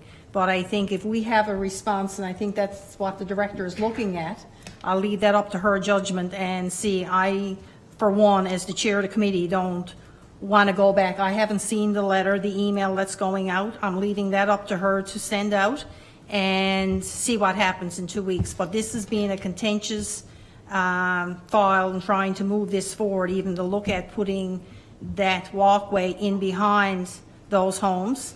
And we've been back and forth on this, and I guess there was conditions with the developer that has to be met. And maybe we won't know anything at the next meeting because environment, the developer may not have what they're looking for from environment and back. So we have other issues that we're trying to work with along those with the director. So I'm not looking at extending it for another 2 weeks. That's really then another month. So I'm fine with the way it is here right now. I just want it noted my concerns that the residents had brought forward about lack of consultation on this. But that's And then why, Deputy Mayor, we went allowing down, ample time. and I brought it for up, and we went consultation. back, and I'd we've like done to that. remind Councillor, please not speak over me I've done while that, I'm. but I think that you've I have the spoken long enough floor. about it. No, you're Actually- speaking over me, that's twice. Actually, the chair of planning has the floor right now. So Deputy Mayor would like to know that she has concerns about the consultation. The motion that council passed, we received a letter from the resident down in that area. We forwarded on to planning. Planning staff is dealing with it. I mean, they're dealing with it. That's the bottom line. It's not that it's being ignored or we're not going to do anything that's untoward. I mean, she's communicating with the people down there. And I'm fine with let her do her job and she'll report back to committee and committee will report back to council. And then if we have concerns, then we can deal with it at that point. That's my opinion. Councillor Glenn, sorry. Yeah, so, again, I was just trying to make sure that we all kept our timelines so everyone got a chance to speak, going around for discussion. That's also just gentle reminder, nothing to do with Deputy Mayor or anyone in particular, for all of us, right? Just chair the meeting. I forget what I was going to say here now. I think just from lots of stuff been said, lots of questions and stuff. But the important part about this is a subdivision, right? This trail is tied to that subdivision. It's tied to those lots, right? So I don't know if we consulted with people when we put those lots in. And again, it was actually a land swap. We got rid of publicly owned land, right? And I fought for, I'm not sure, fought for many weeks. So getting more information and just tying this trail. My biggest fear was that we were going to let this go, and we're going to have a big egg in our face, and we're going to have a bunch of land that we don't have a path to get there, right? And that's why I wanted to get the timelines and the estimates and stuff like that. But I think we don't need to overthink it. I think we don't need to overthink it.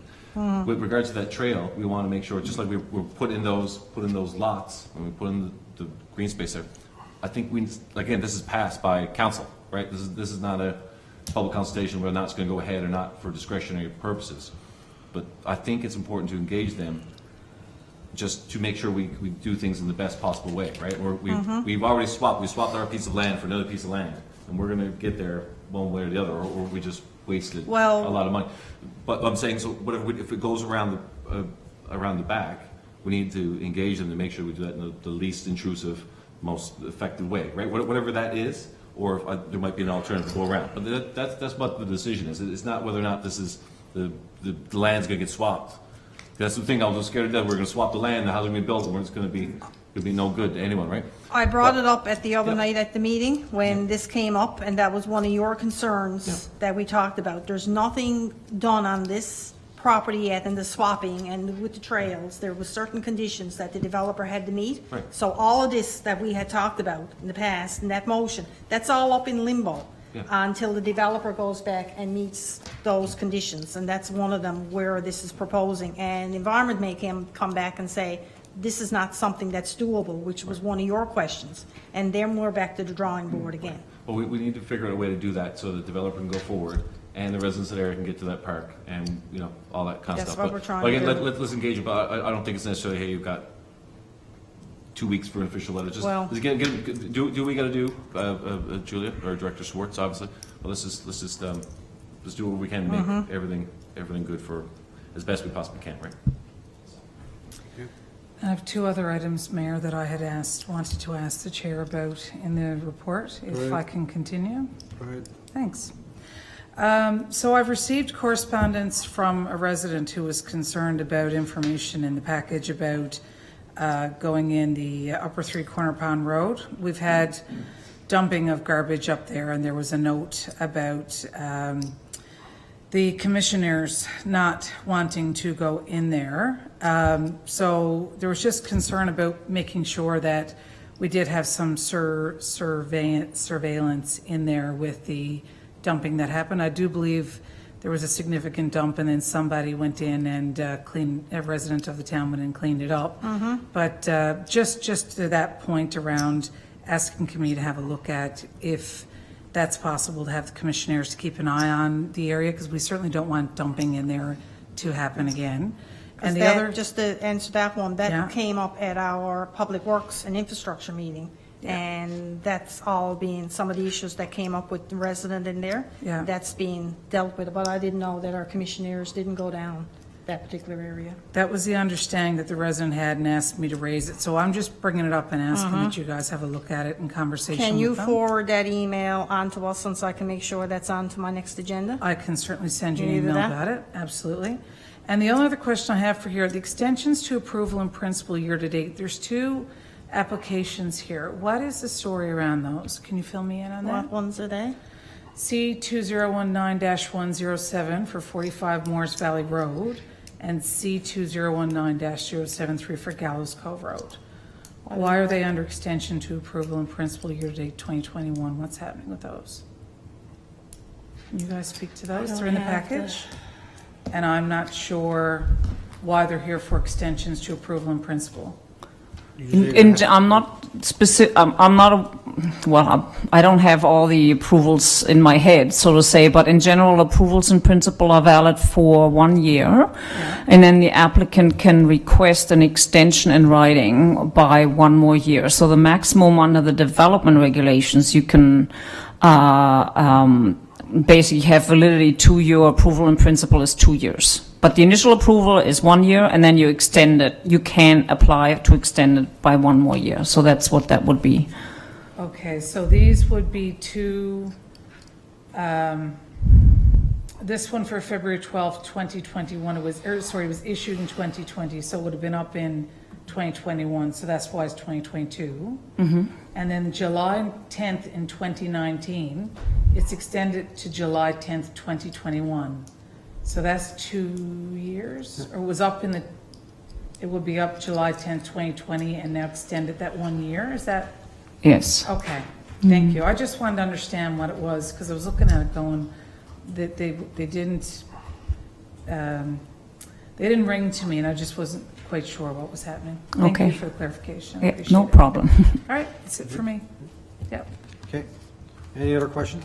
I have one, sorry, and this went much longer than I thought it was, and On the wildlife rescue and rehab amendment, it says that the proponent, I guess there's two parts. The proponent is prepared to cover the cost of public notification process associated with the amendment, and then the amendment is going to be drafted. So I'm assuming that the amendment is going to be drafted internally at our own cost? Right, so there's two options, well, two things that are being considered. So yes, the amendment can be drafted in-house. However, we're going to also bundle it up with an amendment that the town is doing on the swimming pool regulations. So to regulate the placement of swimming pools in rear yards. So as part of one of the municipal undertakings to amend our regulations, we will basically bundle it up with that particular amendment and cover two amendments under one. Okay, so it'll be our own amendment, and then we're just going to charge this wildlife rescue and rehab with the cost for public notification. Yes, correct. Okay, 'cause I was kind of looking at it and saying, would it make sense for us to, absorb those costs for the wildlife rescue and rehab, or at least help cut back some of the costs for it, given the nature? It's sort of like a climate, I'll say, related issue, or a modern focus on wildlife rescue and rehabilitation. I know we had some discussion around it a while back, but at least it's nice to see that they won't be charged with the cost of the amendment anyway. But I would certainly give consideration to waiving the cost of public notification, seeing as it's something that's beneficial to wildlife and that life in general side of things. If you're willing to entertain a motion, Councillor, I'm willing to second it. I move that we cover the cost of the public notification process for the setup of the wildlife rescue and rehabilitation. Second. Discussion? I think Councillor Pollard makes a really good point. Go ahead. Go ahead. You put forward a motion. Do you have anything to say about it, or? I probably spoke to it before I put the motion in place, really. I think that is something that, we should probably, we're stewards of the environment, and we have stewardship agreements in place. Where we are going down the road to become more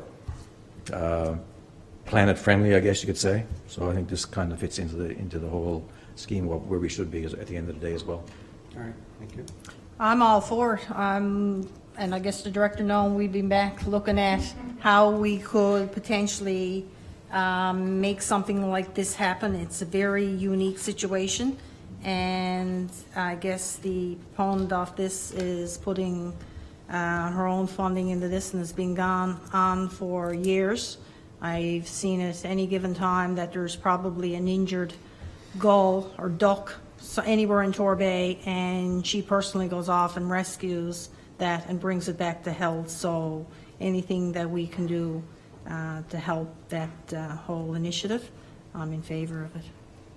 I'm in favour of, definitely, for anything that helps wildlife, the environment, or anything like that, and step forward for us will be, we'll have our own TV shows next thing.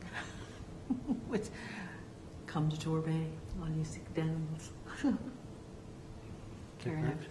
Thank you, Worship. No, I feel really strongly. I think this is a fabulous endeavor that Karen's undertaken, and it's amazing. It's not just Torbay she's doing this for. She's doing this all over Northeast Avalon, and she loves those animals, and she is steady belts. If someone calls her, reaches out, she's doing her best. She's trying to find resources to feed these animals, build these enclosures with the cost of wood tripling and what it will cost for her to build these enclosures.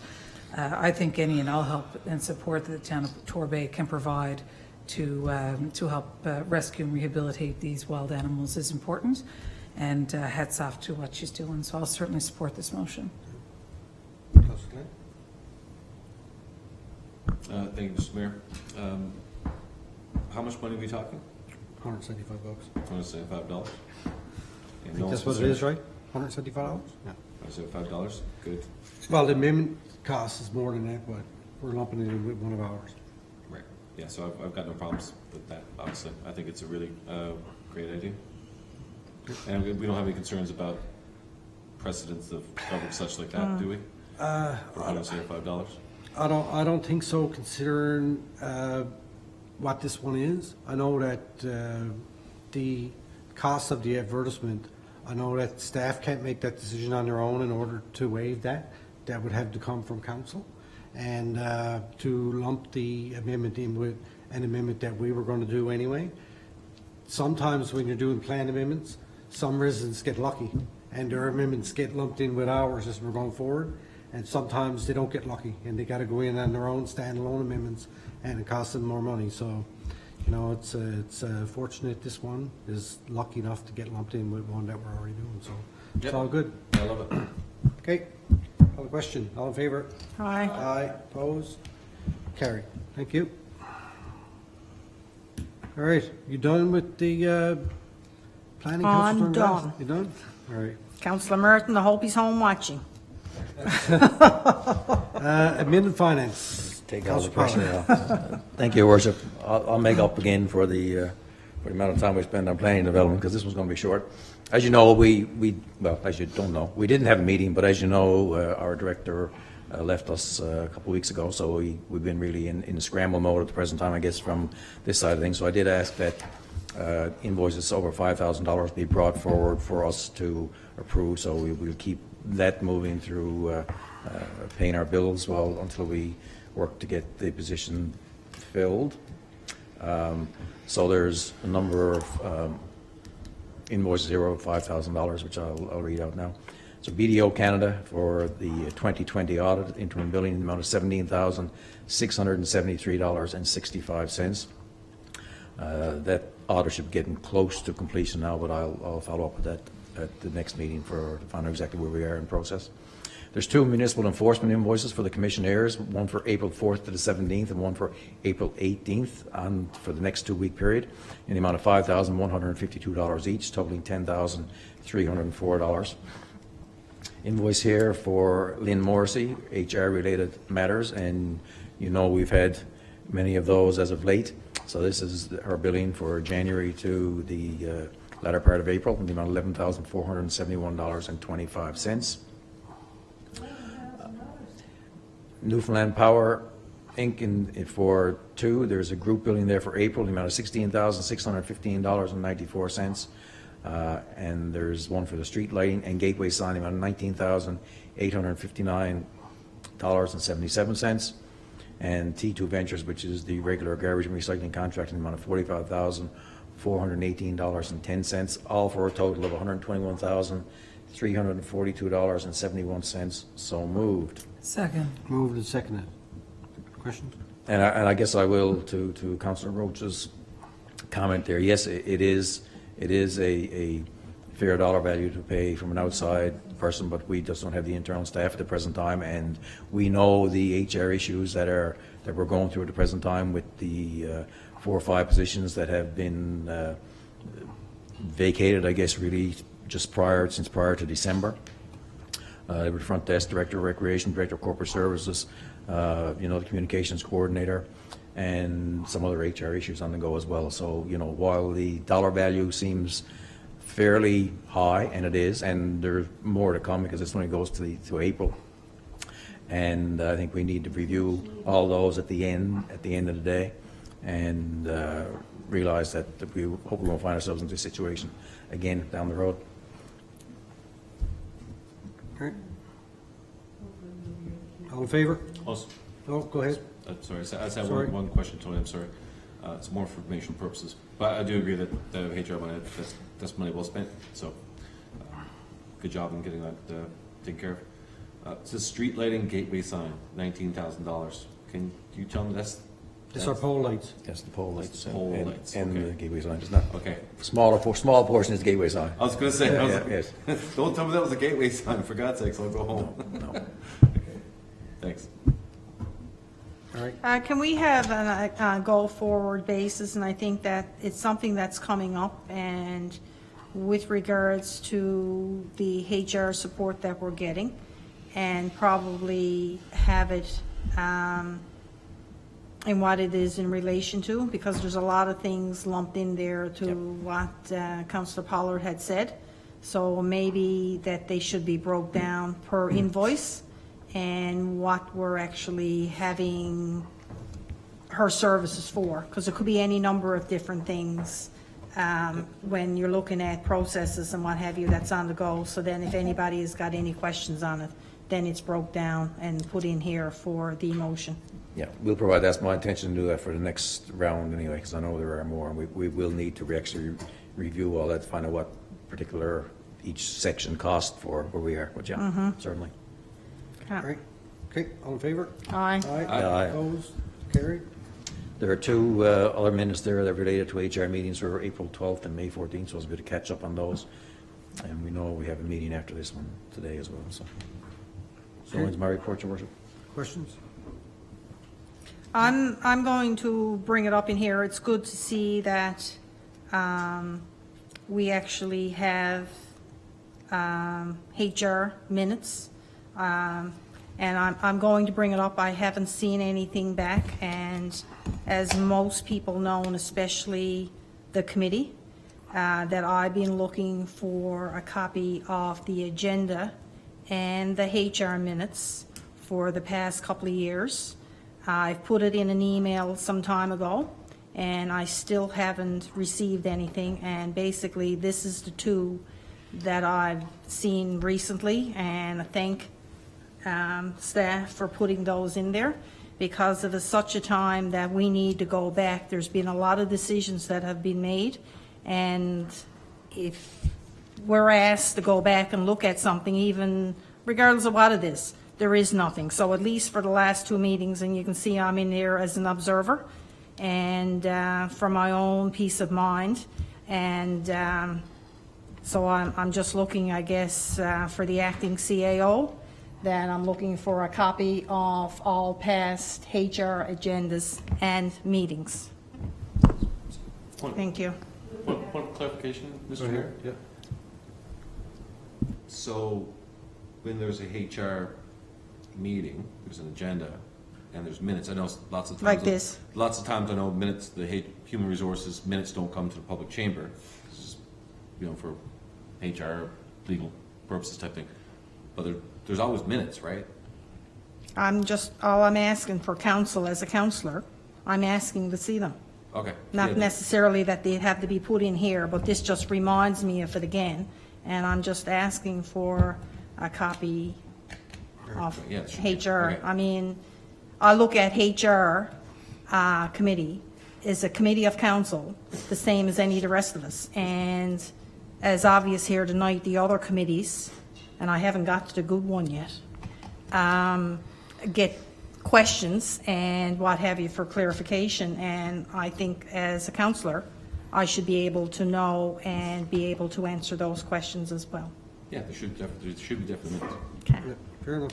Okay. Yeah, we'll go back, and I'm going to speak that, Mayor, because I have concerns on a number of things. Number one is that the HR committee doesn't necessarily meet all the time, because there's not necessarily things to talk about. And prior to the CAO going on leave, we had regular meetings every 2 weeks, and HR was a separate issue. And up to that point in time, there were minutes kept for whatever committee meetings that I know I was involved in.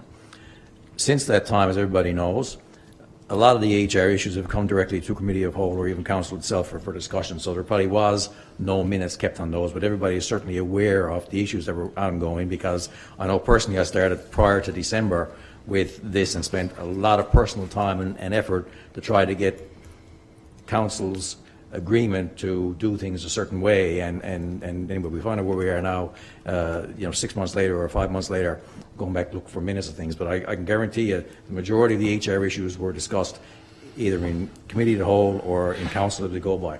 Everybody knows what the HR issues at the present time. There are a couple that we can't deal with until everything settles out from people coming back from leave. The other ones are quite obvious. When someone walks out the door, there's an HR issue. We've got to have someone hired to come back in place. So the sooner we get those positions filled, and I certainly make no apologies for someone saying, go out and advertise for these positions when they need to be filled in order to keep town operational. If not, we'll lose more people. Good. Anne? I just wanted to let Councillor Thorne-Goss know that her request to research previous minutes are on my to-do list. I just haven't had a chance to do that yet, but I haven't forgotten your request. All right, thank you. Okay, thank you. All right, we're to economic development, tourism. Deputy Mayor. Thank you, Worship. Let me just get my space here. Okay, there's a motions report that's provided here for the package. So I will jump in. The first motion is for council to review and adopt the Torbay History House and Museum Board of Directors Management Agreement as presented. So moved. Second? Moved and seconded. Questions? This is the documentation that is in this package, but was also provided in the last package as well. So if anyone has any questions, this has been reviewed at committee of the whole by council, has also been through public consultation and brought back again. Just So- one comment that I just want to make, and I'm not sure, I had the notes at the last meeting, but in one of those, I just want to make sure that right now, the management or the board of directors report into the CAO. And I guess if, when the manager comes on in the position there, that the board, she reports into, or he reports into the board. Yeah. And that, so that we know that, because we talked about that a bit, and I'm not sure in the job description or something that I had seen, I'm not sure that that was clear, and we've had much discussion about it. I think, do you want me to clarify that for her, or do you want to? If you want to speak to it, I can Okay. speak to it. It's up to you. The job posting, because we were posting for the museum manager prior to the board being put in place, because there's certain work that we need to get done in order to be able to have the place ready to open, Yeah. that initially that person would report to the CAO, but it also said in that job description that once the board of directors was in place, then the person will be transferred to the board. So Okay, that's, I just think, want to make sure, that's that because it's clarification. been up and down. Yeah. I'm pretty sure that's right, right? That is correct. My understanding, Councillor Thorngoss has come back and requested that that position be filled. It's in the work that's being done. Now, a part of Fundamental Inc.'s workload that they're supposed to be doing is some of that interpretation, and that is part of the scope of work that's been, that's part of the reason why they won the evaluation of the process when we made that selection back when.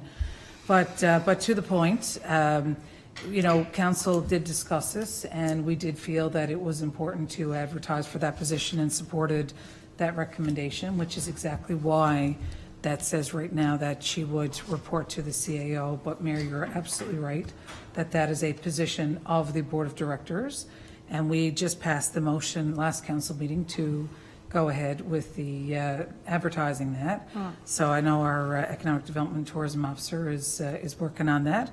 So so tonight, the motion for this is just to adopt the management agreement as presented. Yeah. All right, any other questions? All in favor? Aye. Aye. Opposed? Thank you. Carried. Okay. The second motion is for council to review and adopt the Torbay History House Museum lease agreement as presented. So moved. Second? Moved and seconded. Questions? Okay, all in favor? Aye. Aye. Opposed? Carried. Thank you. So the committee minutes are there for review if anyone has any questions. We met on May 6th from 6 to 7. Myself and Councillor Martin participated. The items that we discussed are there. If you have any questions, by all means, you can ask. I'm happy to speak to any of it. Okay, And if not, so ends my report. thank you. Infrastructure, Public Works, Councilor Thorngoss. And Tony, in case I leave out anything, because this is where, thought the other one was going to be bad. I'm sure to have questions on this one. Okay, here we go. We had our meeting on May 12th, and myself and Councillor Pollard and Director Winter. And first of all, we talked about the History House project. And I'm just going to get into the motions here. I guess they're self-explanatory when we talk about it, but we were waiting for a contractor to come in and do the roofing, And after the director has made, and it's in there, made many attempts for, I guess, this being awarded, there's no contact, and he hasn't been able to get in touch with him. So I've got a motion to rescind motion RES-102-2021 as per the recommendation from the project manager. They were unable to contact the contractor, Able Roofing Limited. A letter will be written to the contractor to explain the process. So moved. Second. Second, our questions? I think it's pretty obvious. Just one question. The project manager can provide documentation where they've tried to repeatedly research. It's all in the package here. Yeah, so I just want to Okay. make sure that we have that. No, we Yeah. got that. That was one of the things, and Councillor Pollard, that's why it's in here, made sure that there would be a letter be written to him to explain to it as well, so, okay. Councillor Klein? All right, all in favor? Aye. Opposed? Next, I have a motion to award the contract to replace the shingles on the Torbay House, History House, main roof and back porch to East Coast Roofing Limited in the amount of $9,500 plus HST. This is budgeted item from, for this project. So moved. Second. Moved and seconded. Any questions? Quick one. The process to advertise this, was there a process by the project We're manager? just on going what back to the happened? second bidder. That's what it said in it. Okay, Yeah, this was the second bidder. gotcha. And Okay, it wasn't just- a lot of difference between the quotes either. A couple of $100. Couple Yeah. $100, yeah. That's fine, I just wanted to clarify it, that's all. Thanks. All right, all in favor? Aye. Opposed? Carried. Next, the Stormwater Management Plan implementation. PEC is continuing to design work in Skipper's Landing. And this is where I guess we talked about, I brought it up at our planning and development, looking at some work downstream and with regards to the landowner, any landowner issues. So it's downstream along the rear of properties on Western Island Pond Drive, Cherrywood Drive, and further down on Bridge Road. Plan will be provided when completed. Old Depot renovation project. That's something it's there for, I guess, the final review, and I'm going to ask the question right here now to our CAO with regards to this, to get this tender and what have you out. Is it yourself or Dawn that will be looking after making sure this is followed up on? I have a list from the Director of Public Works of anything that's outstanding, and I'll talk to Don about that tomorrow. Okay, so from here on down, if you don't mind, just looking at this and anywhere where there's follow-up or what have you on, because I'm really concerned about the timing of some of this, and some I'll emphasize a little bit further as I get down through it. The flow meter project is basically, tender should be ready for the month of, for June month. Sidewalks. As per the latest email, Wood has submitted the documents to the Department of Infrastructure and Transportation, and the best scenario is documents submitted by May 5th. Review should be on May 14th, tender on May 20th. This will close the 5th of June. Construction should start 2 weeks around mid-June, and all work should be completed by the end of August. Traffic calming, we had a lengthy discussion around traffic calming, especially after our meeting last week with the residents up in Norpond Road. So I'm just looking at all of this here, and if anybody rather for me to read out the whole thing, if anybody's got any questions on it, you can ask now or wait until the very end. But I would like to say thank you to the resident up there in the particular area, I think it's Fleming's Hill, that provided a very detailed report on the speeding and everything in the area.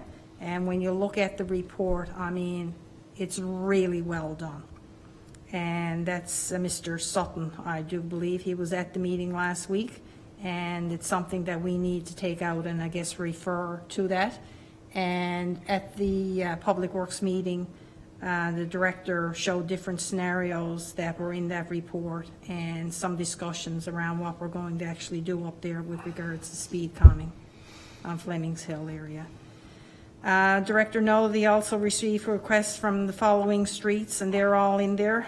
Committee agreed that we should ensure that there is proper signage in the areas, and we asked for the mobile digital sign in some of these areas, but I would say that, and it's not noted in here, and I thought, and I made note of here, that this digital sign would be placed at 173 Indymill line. So that's something that to Ann, that we had talked about, and there's no motion in there.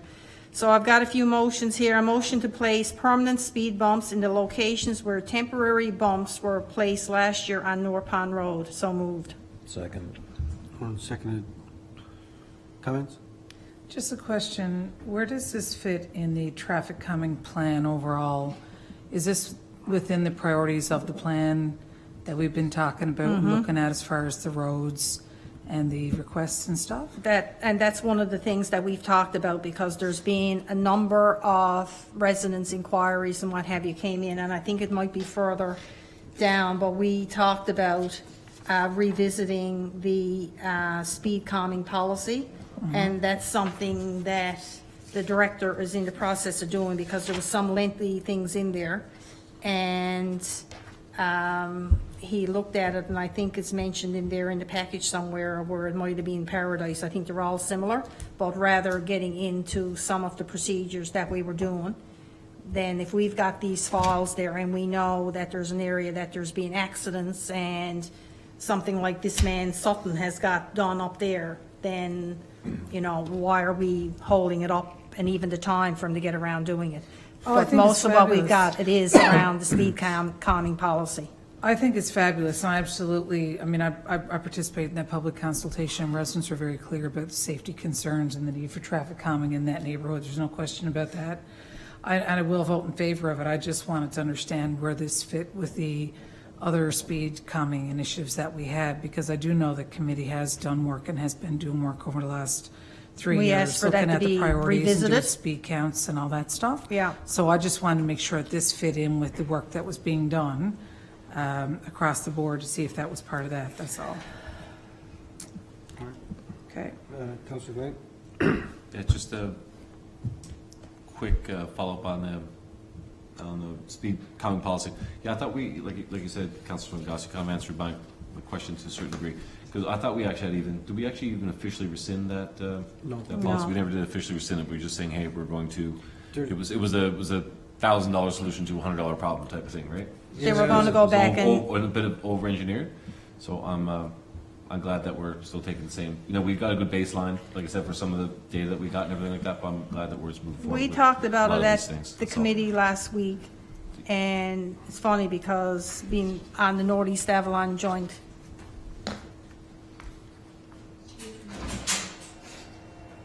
on the Northeast Note that, Councillor. Northeast Avalon Joint Council, and it's the same thing when you talk around the table with everyone. Residents automatically assume, and they talk about speed bumps. And the bottom line is that now that people have them, and in the different towns that got them, speed bumps are not necessarily the answer to everything. So, and that's all residents they want, so until they get them in their location, and, but the director has been trying to work to get more involved in this and have this whole policy back, even to have that, speaking or mention, getting back to what Councillor Glant is saying, the whole idea was to have that policy redraft and come back, but I mean, time, and here we are into the spring, and it's time to move on it all again, so. Just a quick, but the point I was trying to make, I'm glad we're kind of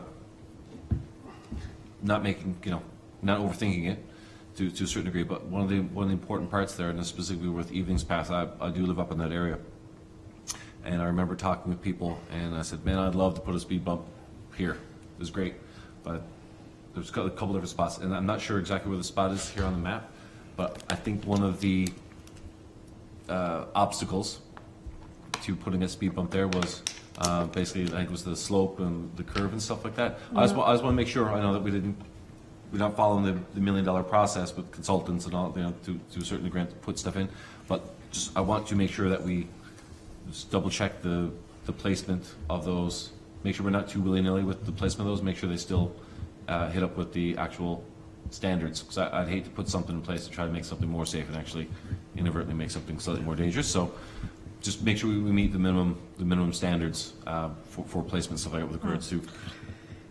The things we don't have to follow the big process that we have, but there are certain safety standards that we just make sure we. The motion that I got here now is temporary speed bumps, which no doubt last year and where they would have been too, that we want them to be replaced with permanent speed bumps. So that's the motion that's on the floor here right now. Okay. Right, but the question that Councillor Gallant is raising here, were these positions identified by Harborside? Like, was Those this ones done? that we've had in the Yes. past, and we followed a process. Right, in order to absolutely. make these. But now what we were looking at, there were some things in that process that were lengthy, that they were looking at and revisiting the whole thing because it just didn't make sense in the amount of time that it was taking to move through the whole process. So the speed calming measures that we're talking about here, though, have been provided and reviewed by a traffic consultant. Is that accurate? I'm assuming that the ones that they were put in there last year, and I'm not sure about the ones that we just get to because I know the ones that they were temporary last year, I feel quite confident in saying that the temporary ones that were put in that were dealt with from the current policy and that somebody recommended that. I'm not sure about anything else that we're looking at. Has committee verified that? I mean, if you were talking about inserting a permanent speed hump in a space where we haven't. That's what I just said. I feel comfortable that the temporary bumps that were put in last year, that they went by the process. But I'm not sure about from this year, like what we're looking at putting in from this year, the new ones. So I've got a concern there. If the work Can we, I don't mean to, because I've got a lot to get through, and I just want to say I understand that, but this is a motion. I have a the safety speeding. concern. Order, please. I know, I'm just looking at the temporary ones is all that I'm looking at. That's the first motion that I'm looking at, the temporary ones from for last year that I know that they went through the policy, and that's what we're talking about right now. Okay. So can you confirm that those positions for those permanent speed bumps that we're talking about in this motion, those locations were provided by a traffic consultant such as Harborside? Well, Deputy Can you Mayor, confirm it's that? kind of difficult to do right now. No, seeing I that want to know if our- committee has vetted that for the work that you've done on this, because you're bringing a I recommendation. know that the Because one ones at a for time, last year, that has been done.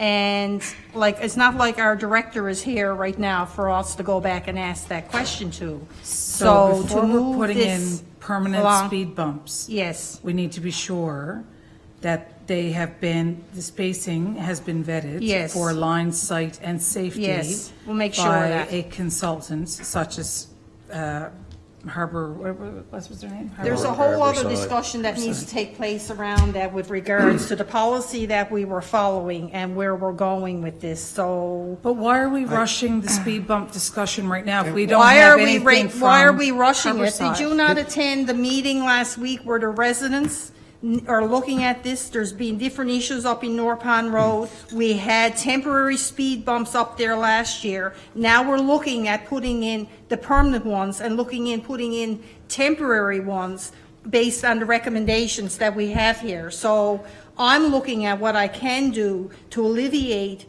the concerns of residents right now and where we're going and moving along with this. And it's the same thing that the director and the committee is trying to move along some of these and not to delay it for another month, so. The director nor the committee are traffic consultants. And all of the work that we All have right, just- done Yeah. in the Just past hang on. has been Deputy done Mayor. by a consultant. Exactly. To look at what are the sight lines, what is the speed? That's what the chair just said. But that's what I'm asking her. I'm asking her to confirm, has committee confirmed that the locations that we're talking about here for those speed bumps were recommendations that were made by Harborside? I'm going to say this In our again. traffic calming committee. I'm going to say this, we are the traffic calming, this is the committee, the Public Works and Infrastructure is the traffic calming committee. Yes, so I'm asking you as a We had consultant verify temporary this. Deputy speed Mayor, bumps put Can you in. let her answer your question? I feel comfortable, 99. Not I feel comfortable. Have you Do it. verified it? Order, please. Have you verified it? Deputy Mayor. Has this been done by a Deputy Mayor,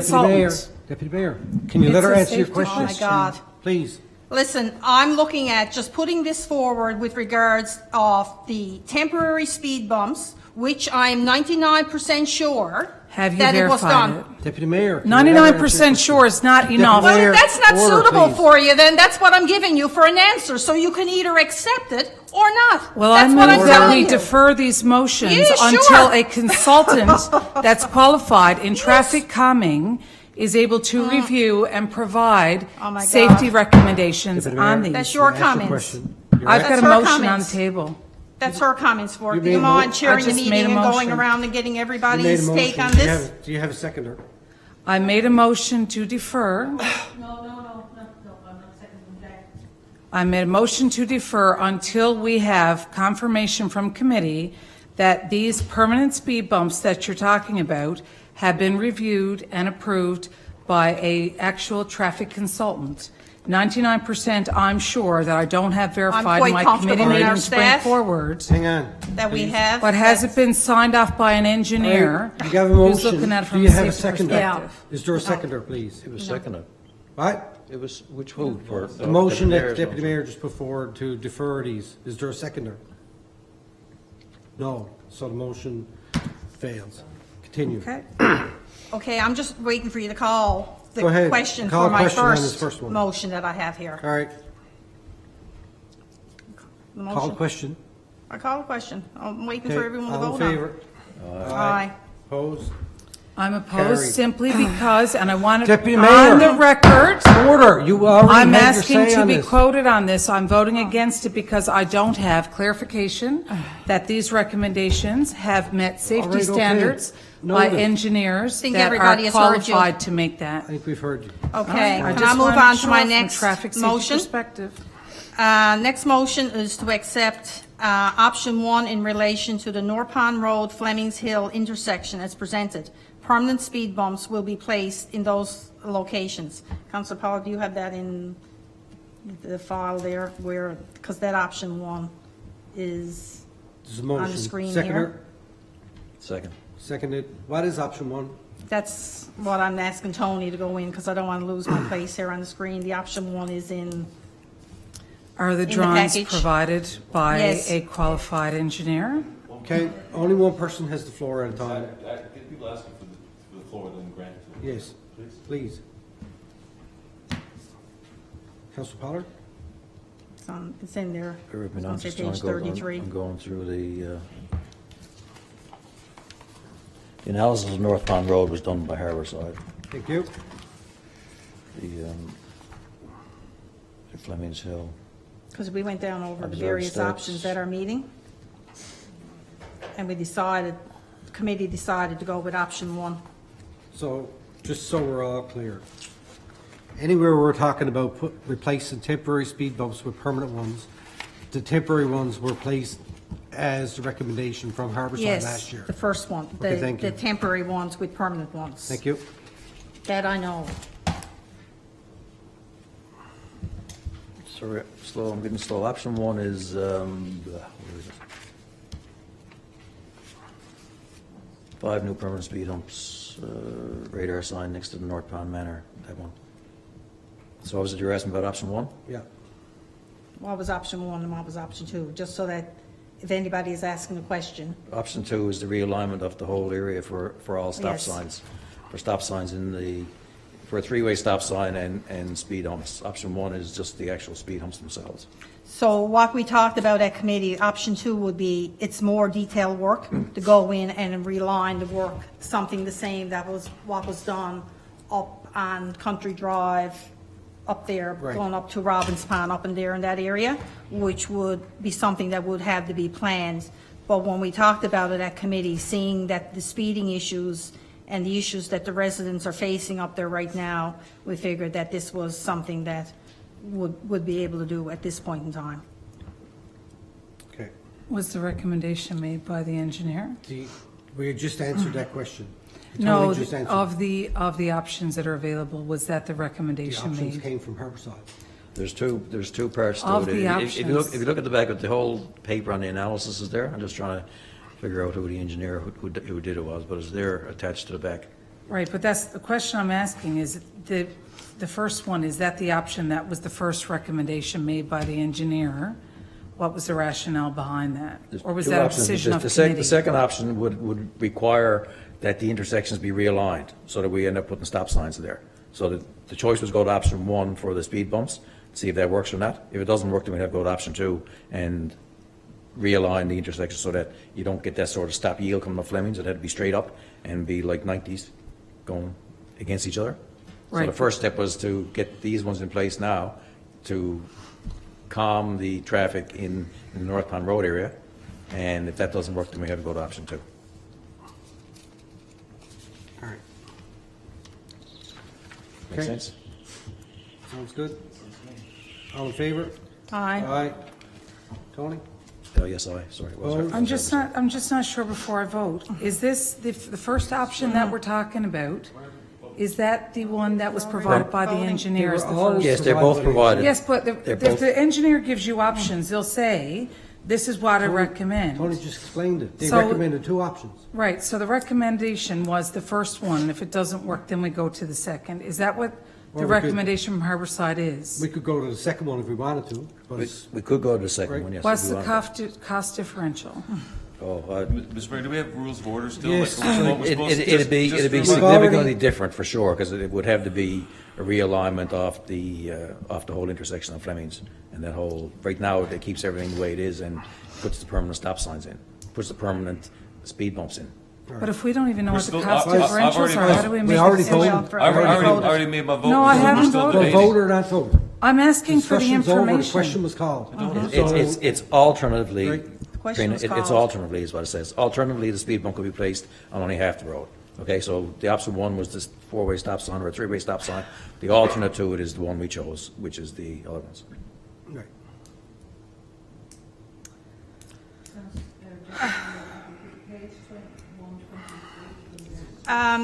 I gotta interrupt here. Question There's has a been question called. that's being called. Yes. So it's time for everyone to vote. So Vote, when are we yes. going to start having discussions back and forth We're after? not. Is If that a I precedent being wasn't- set? If We're the not. questions were being answered while Can- the discussion Order. was on, I would have a Deputy chance to Mayor- speak. Deputy Mayor. No, because I have a right to have the information available to me before I You make a asked- decision. you I'm asked quite your question. happy to make a decision. Question was I asked called. for clarification. Order, please.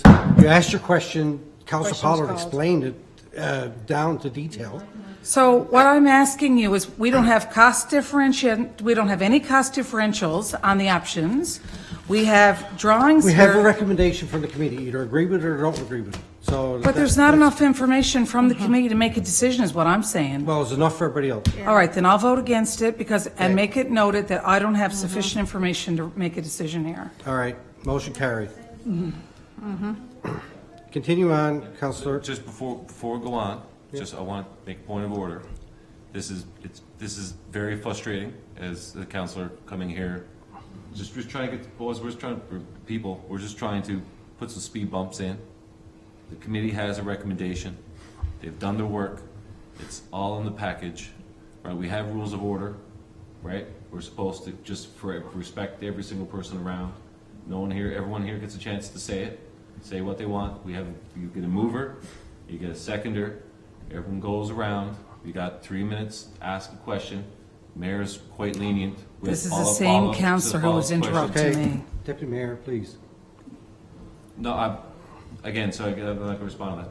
But I'm just saying, we have a process, and this is a meeting, guys. Yes, This is not a let's- committee meeting, it's a public council meeting. We have rules of order, and everybody, regardless of their name or title, needs to work within those bounds. So that's just respectful of everybody, right? Yes. And we just got to get this through this without trying, It's all recorded, guys. Let's not be embarrassed here. And, you know, I do expect that the chair Yes, your point commits of the order meeting. So is, that's it, right? And if anyone needs a copy of the rules Your that point we're of all order supposed to do, is well I'll be taken. we're happy to provide the rules of order. is well taken, and I appreciate that, and I try and allow some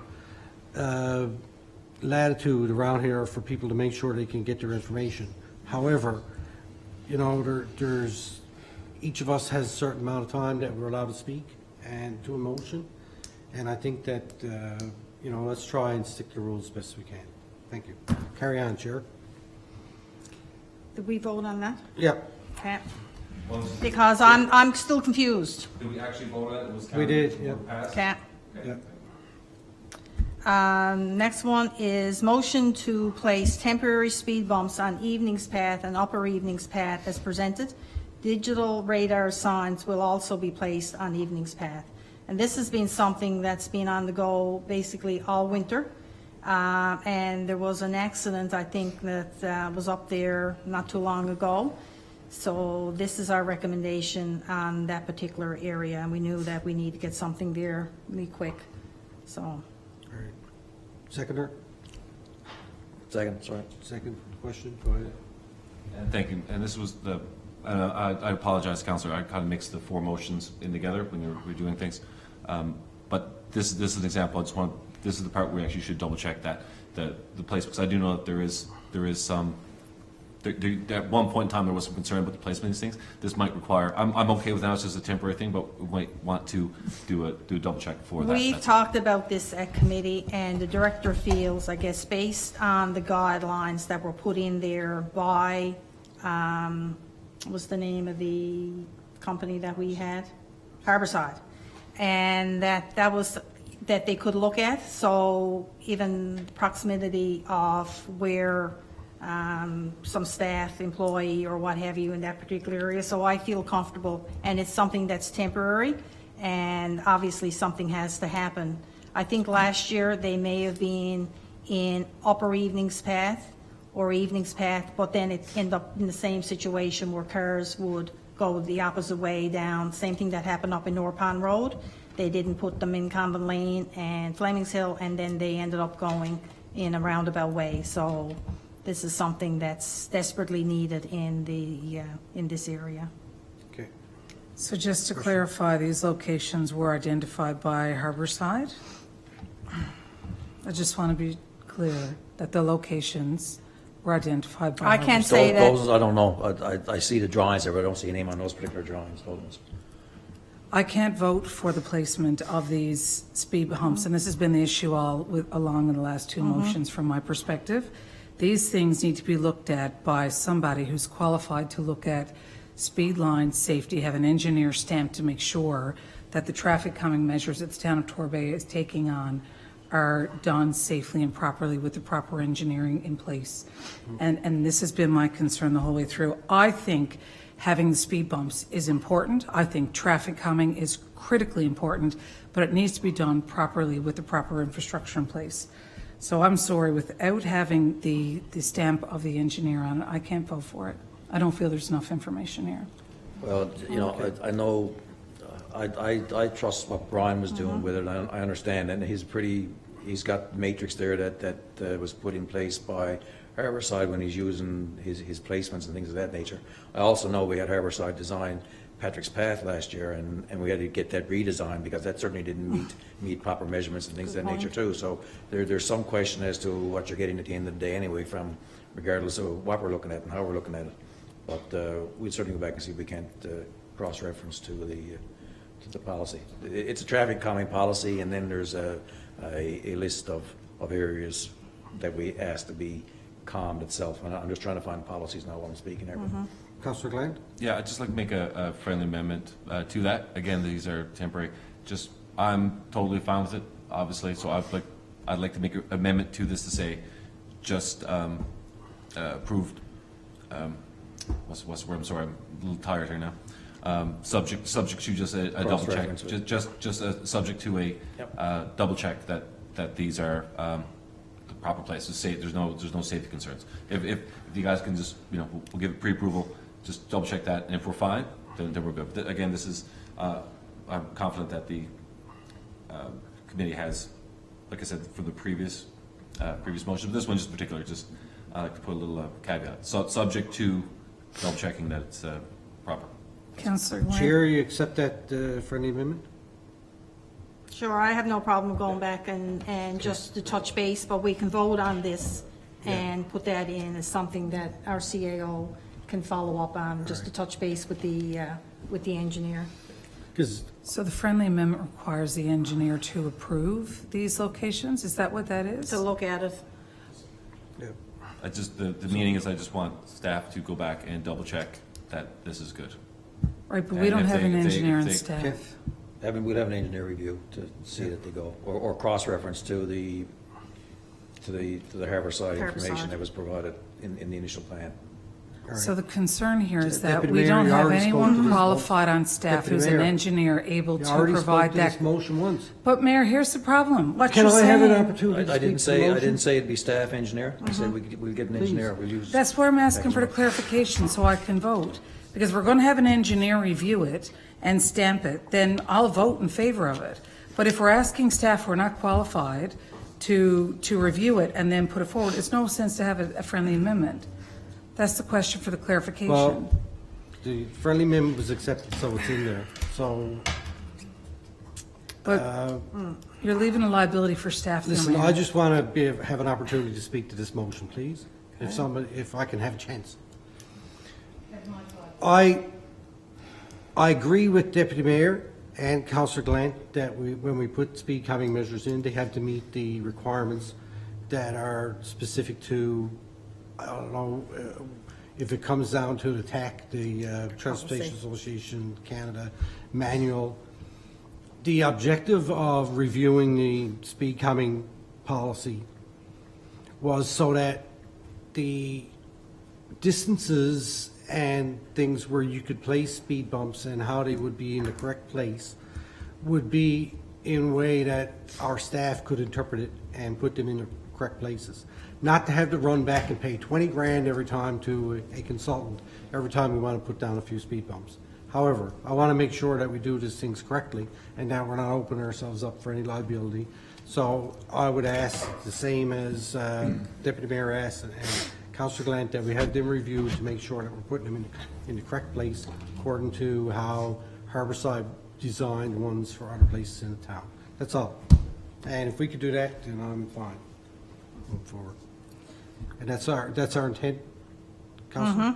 Yeah. I'd just like to add to this in the fact that when I said that the policy was under review, there was documentation that was required. You had to have like 65% of the residents on a particular street in favor of, and go back and communicate back and forth. When I'm saying that the policy was under revision, that's what I was looking at.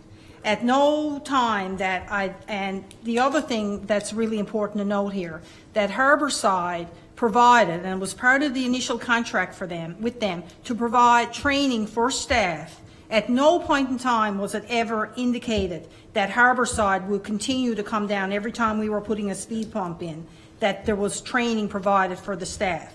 In the absence of our Director of Public Works and Infrastructure for the next couple of weeks, that's very hard. So that's why I'm looking at Anne, I guess, our acting CAO, just to follow up with some of this, just to make sure.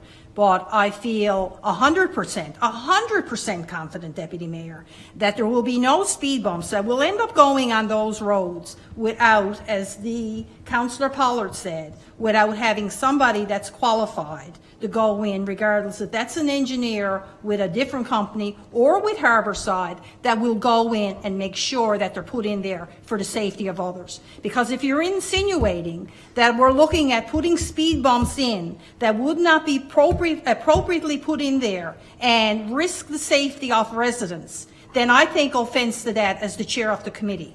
So I'd just like to put that out there, that in no way, shape, or form were we planning, and I'm sure with regards to our director, that there would not be, and staff, that they would be put in areas that were risking and that weren't for the safety of our residents. So I just want to say that, and as the chair of that I wouldn't be presenting that if I thought that there was any concern for that. So I just want to put that out there.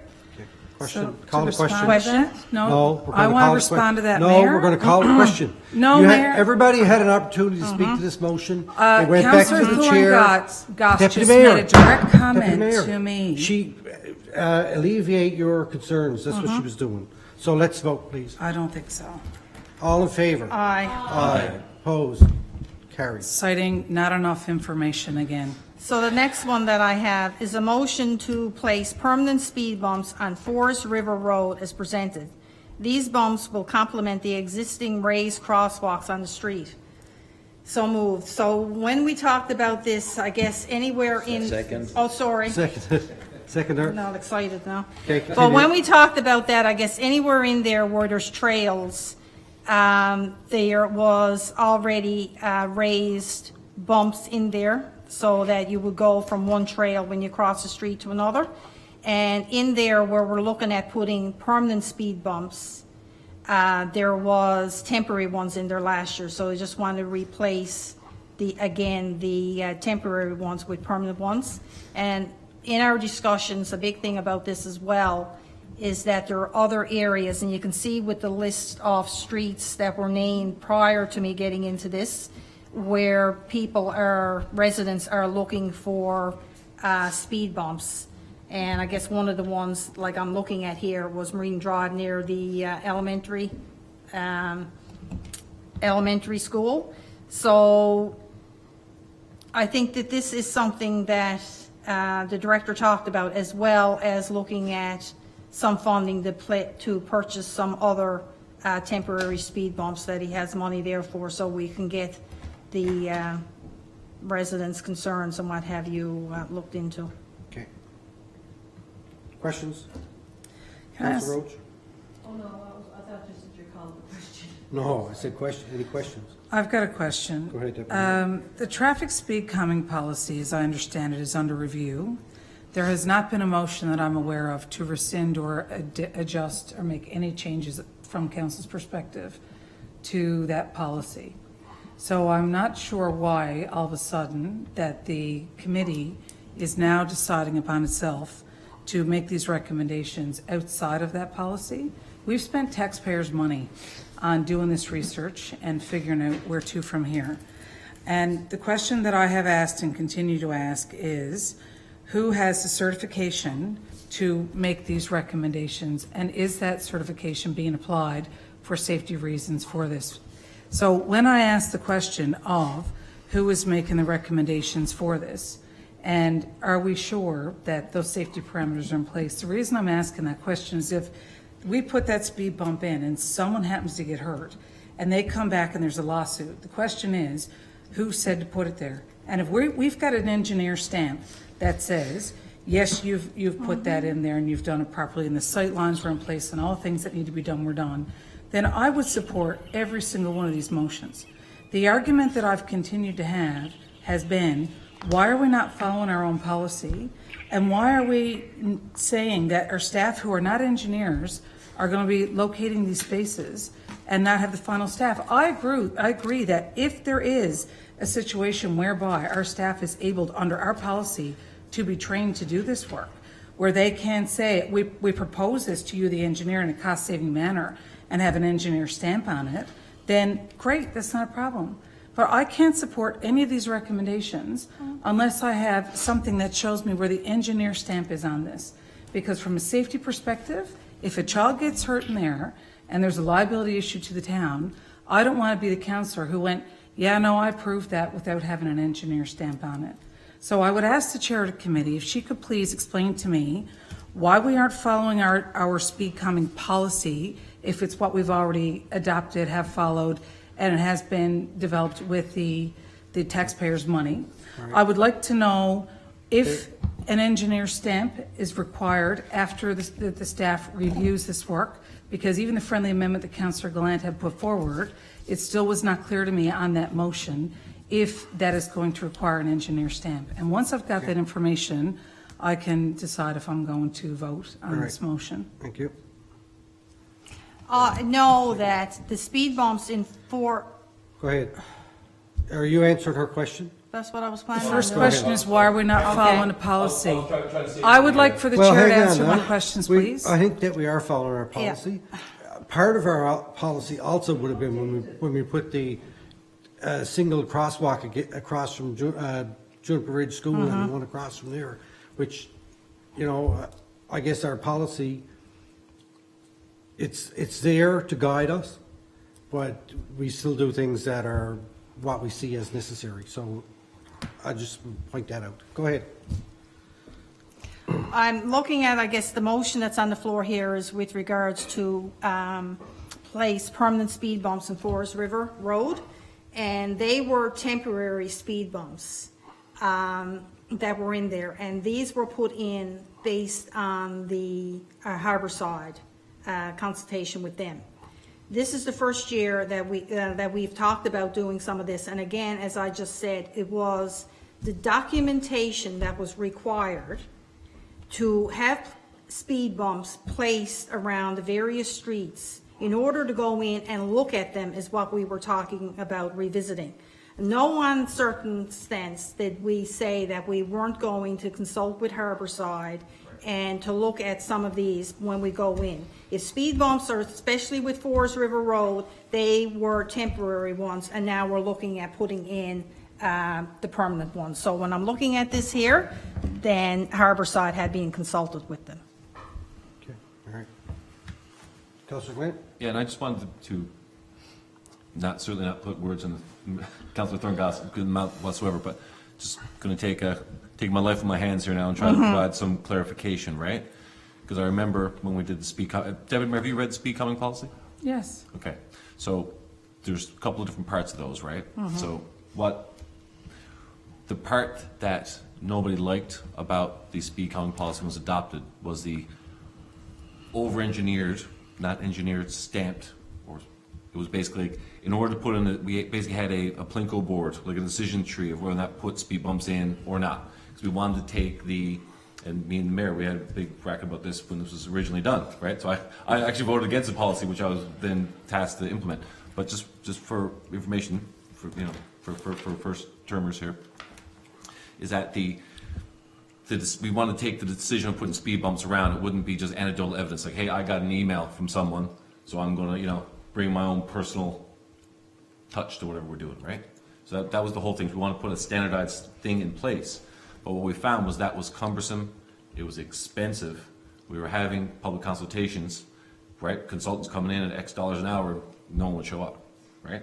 And so we wanted to try to cut the red tape part of that. And that's why we didn't get rid of the whole policy, so to say, right? But we were getting rid of where to put these things. We were basically doing our own types of engagements. We're not checking boxes, filling out forms, right? This is red tape more so than anything else. But I am confident, like Councillor Thorngoss, well, I thought explained clearly, was that it's not compromising the safety. It's all still the same for the placement of.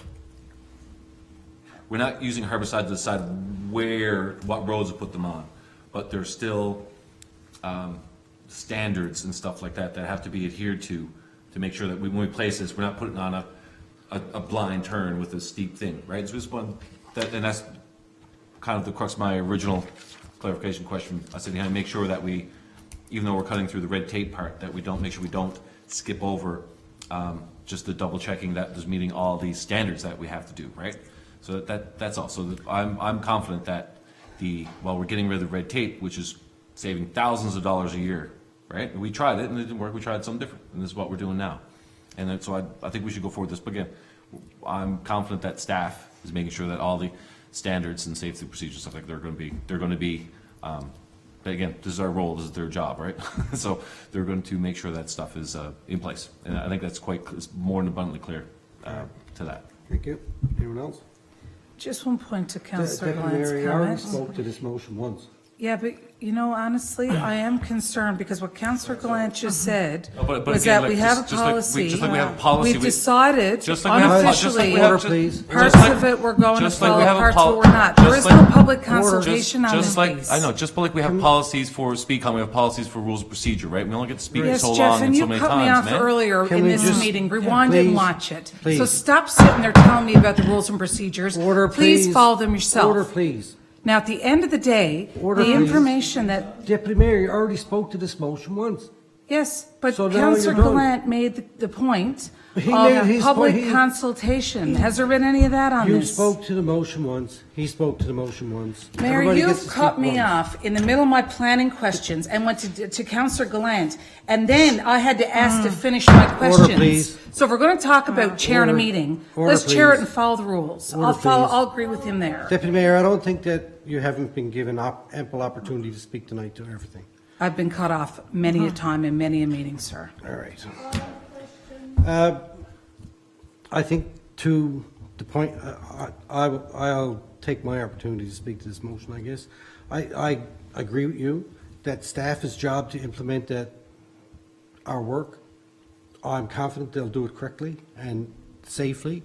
The issues that I had around our speed counting policy were to your point, the red tape. When you review the street, you couldn't take a request for 5 more years.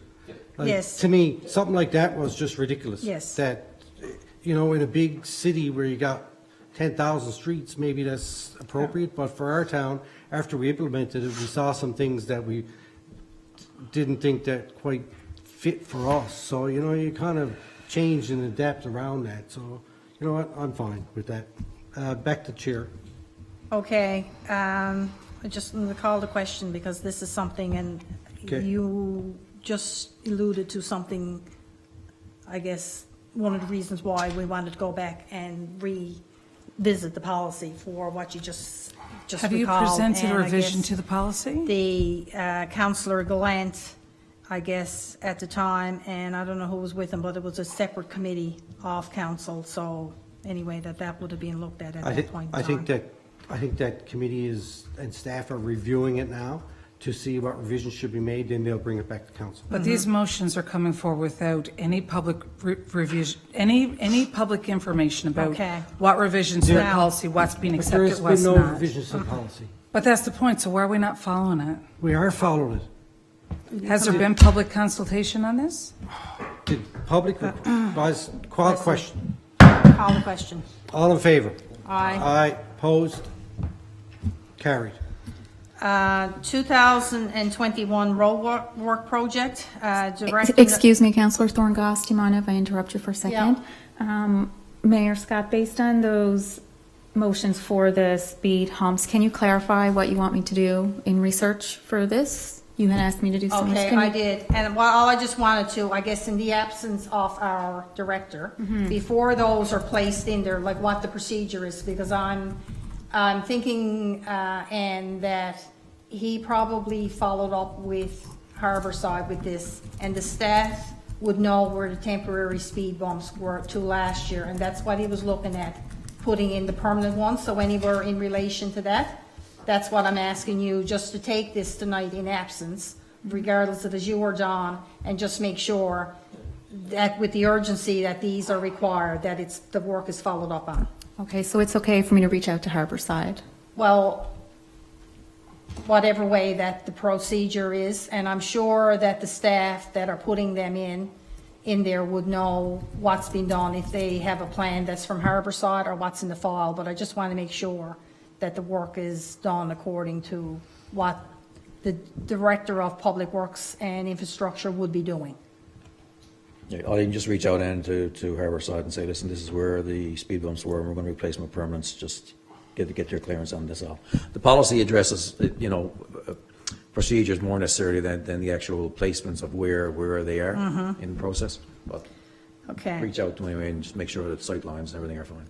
Okay, the 2021 road work project, Director noted that design work is continuing this project with an anticipated June tender call. And committee reviewed the breakdown for engineering fees as provided.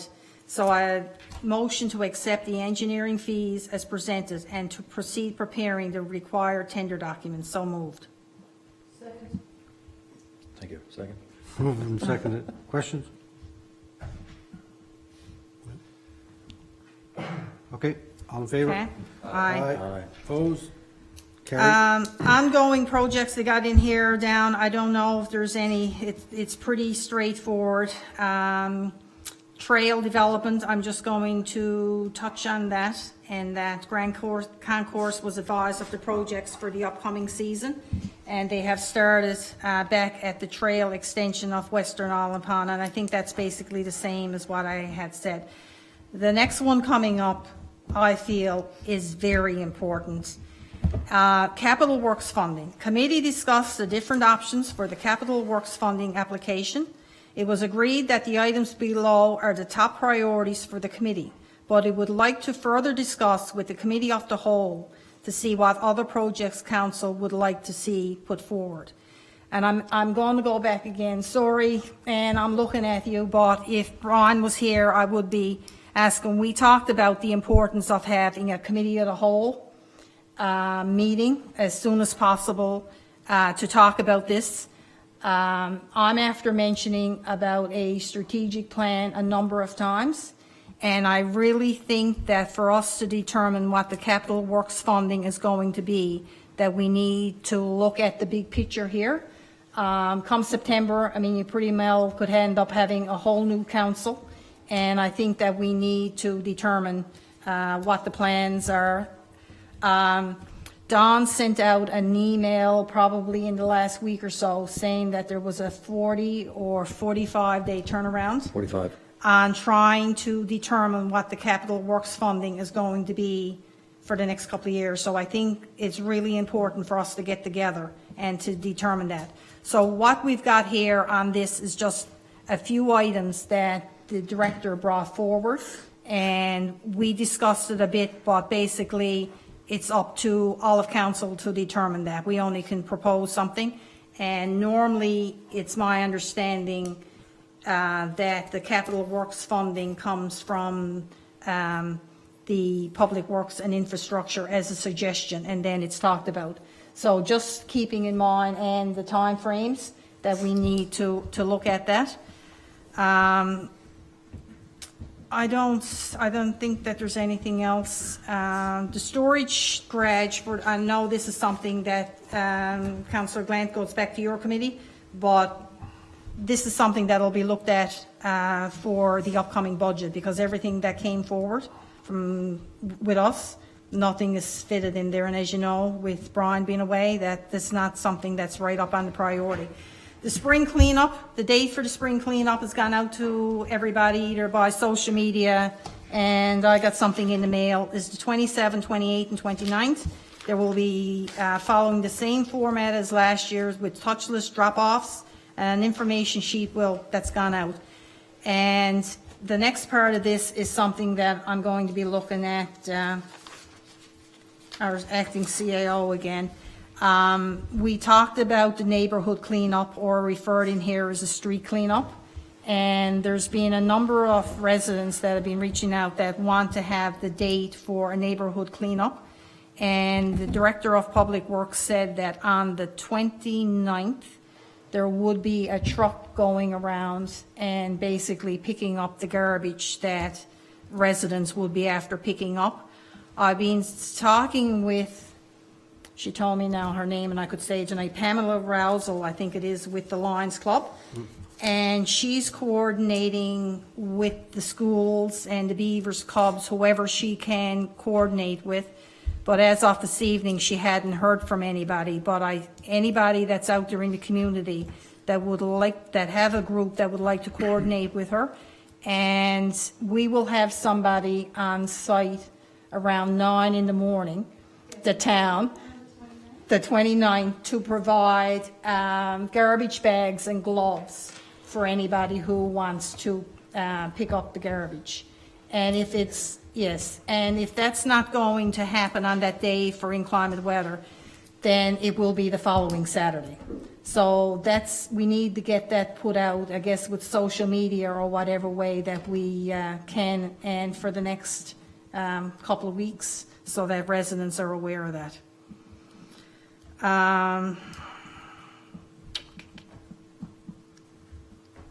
There was a letter, and I think this is really good, an email that came in, and I think it came into the mayor, with regards to an issue with accessibility to White Waste Pond, and the director talking to Grand Concourse about having that going down to White Waste Pond so that anybody that's with a disability or in a wheelchair or whatever can get down. So I think he's been talking to Grand Concourse on that. And I've got a motion here to award the line painting contract for 2021 to Clean Sweep Maintenance in the amount of $14,729 plus HST. Although they were not the lowest bid, they are a local company that we have used in the past and have good results from their work. This is a budget item for 2021. So moved. Second. Moved, seconded. Questions? Question. I got a question. I got a on- question. on myself. I got a question. And Deputy this is not what I expected to come No. forward. I would have, it's a tough coat in my Yeah. in my And mind. as I read that, Councillor Glent, geez, I got Jeff's name on my mind now. That's scary. But anyway, Councillor Pollard, as I read that out with the 3 quotes there, that's not. So, Maybe And- that. and it's Can I not, I speak think, I think, Can we send that back for review, because maybe there might be a typo there? yeah. Can I ask a question? Sure. I'd like to know, and I'd like to have presented for the public in the next council public meeting, what the criteria was that was used to assess the request for this service. For any service that we're putting out, and if we're putting out request proposals, should be a evaluation criteria that will identify cost. I would expect there would be past experience, other criteria. I'm wondering if the recommendation as presented here has an evaluation criteria whereby committee would have reviewed it to understand why the recommendation that's here is being made. From my perspective, in anything that I've ever done, I've gone back to staff when the question's been asked about request for proposals. Where is the evaluation matrix? What have you used? And what is that percentage? Yeah, So I would like to see that for the next council meeting, and I'd like to, if we're going to take this back with that, bring back that evaluation criteria that identifies where this recommendation came from. Yeah, I don't know this one, RFP, Deputy Mayor. I'd say when quotes, I say just ask for quotes for line painting. That would be my guess. But if that's the case, But Councillor. we definitely got to bring it back, because we're looking at it now, I'm looking at 14,525, and I think the local part is getting confused with the requirement, or with the 10% advantage that you provide local companies now from the overall bidding process that the government has done because of COVID and that. And that's not how it works exactly. It's more of a Newfoundland preference than it is an out of Newfoundland preference, I would say. Okay. But yes, to your point, we need more information on this and how it was done. Yeah. But there needs to be So an I withdraw that. evaluation. So, If it was RFP, There, and there had to be but there some needs to be an criteria. evaluation criteria, because otherwise you can have someone there going, well, I just want to give to that person. You can't do that. We have to have policies and procedures in place. We have to have evaluation criteria for how we evaluate these sorts of things. It doesn't have to go to RFP to have an evaluation criteria. all right. So- Okay, so you're going to take that back? I need that's a typo, or I'm looking at that and I don't know. Yeah. You didn't second that. What a chance that by the time I got that, because as I was reading it, I All caught right. that. Well, the in time. motion's on the floor, we're speaking to. Well, got we that. didn't second it. Yeah, so Tony I did. just want to make Did you sure. second that, Tony? I did second it. Okay, yes, okay. So do you want to So withdraw? I need to withdraw that. Unanimous consent to withdraw that? That motion. please? Yeah, okay, there you go. So. Because you second it doesn't mean you agree to it, you just put See, it to I the floor just for need discussion, that by the way. clarification. You I- saw the I wording could and the vote way against. that's presented. Yeah. As you all know. I suspect that the package for line painting probably says we have this many crosswalks, this many parking lots, this many whatever, right? Yeah. All right. Well, they gotta have something to be able to bid on. Yes. All right, thank you. Is that it for Public Works? I sure hope so. I've got a question. Go ahead, Deputy Mayor. Stormwater Management Plan implementation. Yep. So it says here that PIC is continuing its design work on Skipper's Landing area, and as a result of the modeling adjustments, there was no additional work is going to be required downstream.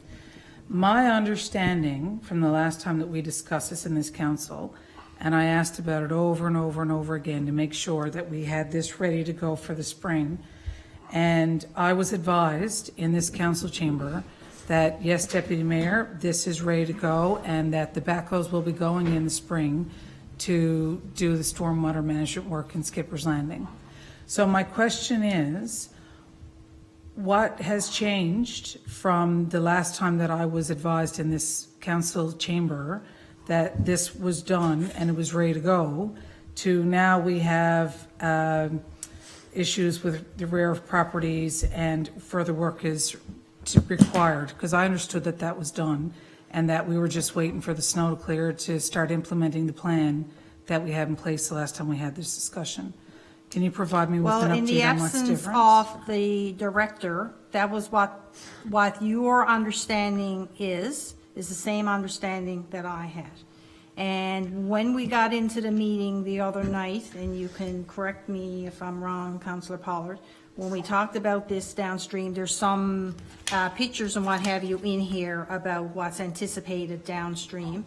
And that's where the discussion came up with regards to going in and looking at who the landowners were before some work could take place down there. So I got the same information that you got, and it is what it is with the director.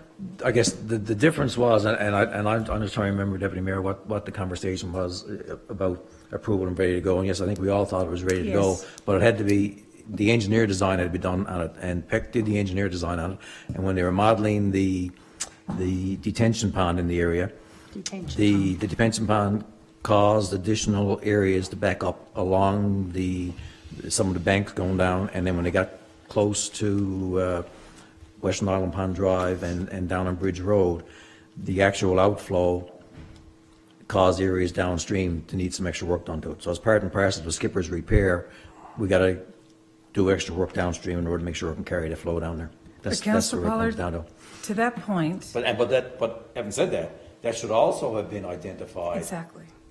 up front when we did the original stormwater plan anyway, because those drawings were already done Absolutely.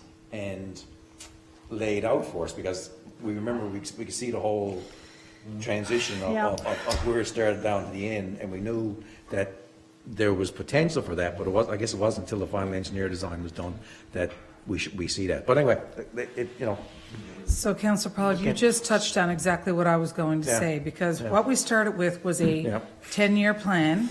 I believe it was a $10 million 10-year plan that was recommended for the stormwater management implementation plan. The conversation that we had at that time was it would have to be broken into annual increments over 10 years to implement. We reviewed the recommendations of the consultant that did the work, and we agreed to start with Skipper's Landing, as was agreed. My understanding from the last meeting that we had, and I have asked about this over and over again, was that that was done and that it was broken out in those segments over the years, and that engineering was done. And I was told, yes, Deputy Mayor, that is done. To the point, the last time I asked this question in the public chamber, I was advised the engineering is done and we are ready. When the snow clears, the backhoes can get down there. That was said to me in this room. So the question that I have, and I want the committee to go back and ask the director and get information for me, please, is why now, when we're at the spring, this is the middle of May, and we've got information in the package here saying that further work is required, and not only is there further engineering work required, but now there's impacts to people's personal property that has not been assessed or addressed up till now. And it was my understanding as a councillor who's been leading the charge of making sure this gets done this term of council, that this was done and it was going to be ready for the spring.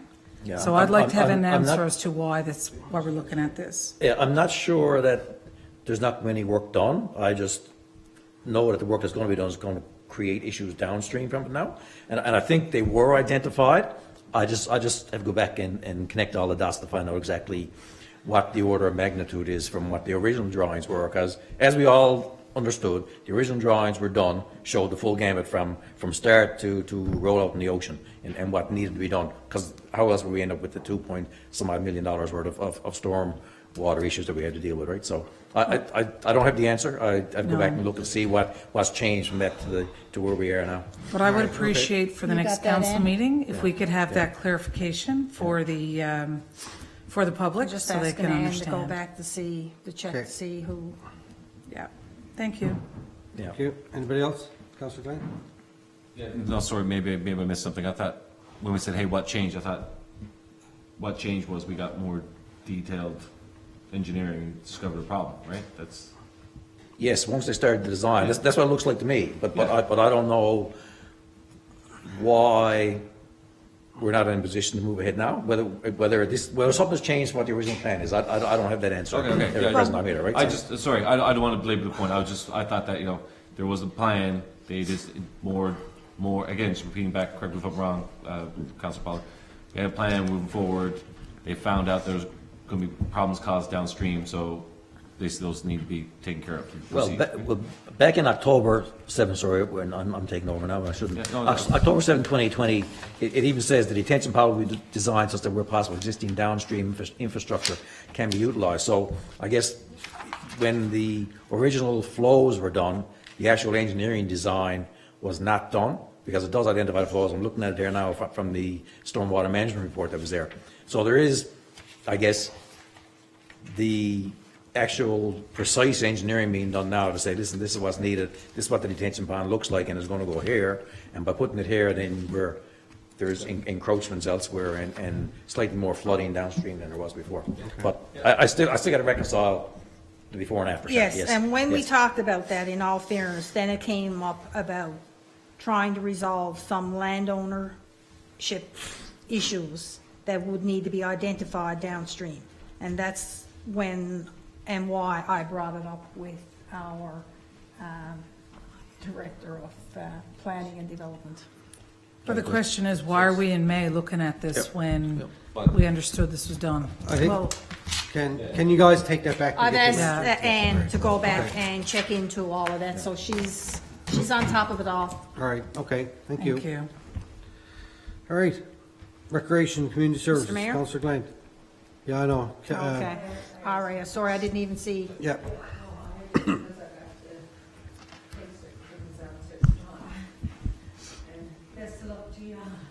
All right, Peggy, good have a night. good night. Sorry, on the, where were we? Recreation. Yeah, you're done, I think. Where were we? I wasn't, sorry, I was. You're not Oh, done? go ahead, you I got was it. going to have two more comments on the, Go ahead. just on the sidewalk project. We didn't ignore the fact that the lights were there. There's going to be two parts to that tender. I don't know if we mentioned that before or not. There's going to be the initial part, and then the other part is going to be there included as well, because when we looked at it originally, there was enough money to do two of it based on what we had budgeted in the first place. So we're going to still be covered off on the lights, just a matter of how the funding source comes about.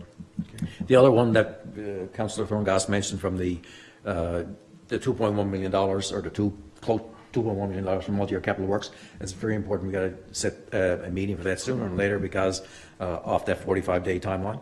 And remember, when we're thinking about what needs to be done, that the cost shares are 50-50 for roads, 60-40 for recreation, and 70-30 for any stormwater or wastewater. So obviously, if there's $2.1 million and we say roads, we got to come up with $2.1 million Right. to fill it out, right? So that'll be a $4 million project, whereas if it's 70-30, we'll be going to require $3 million, of which $700,000 will be ours and 2.1 would be from the province. So just keep that in mind when we run down through it as well, Okay. for priorities. But sorry.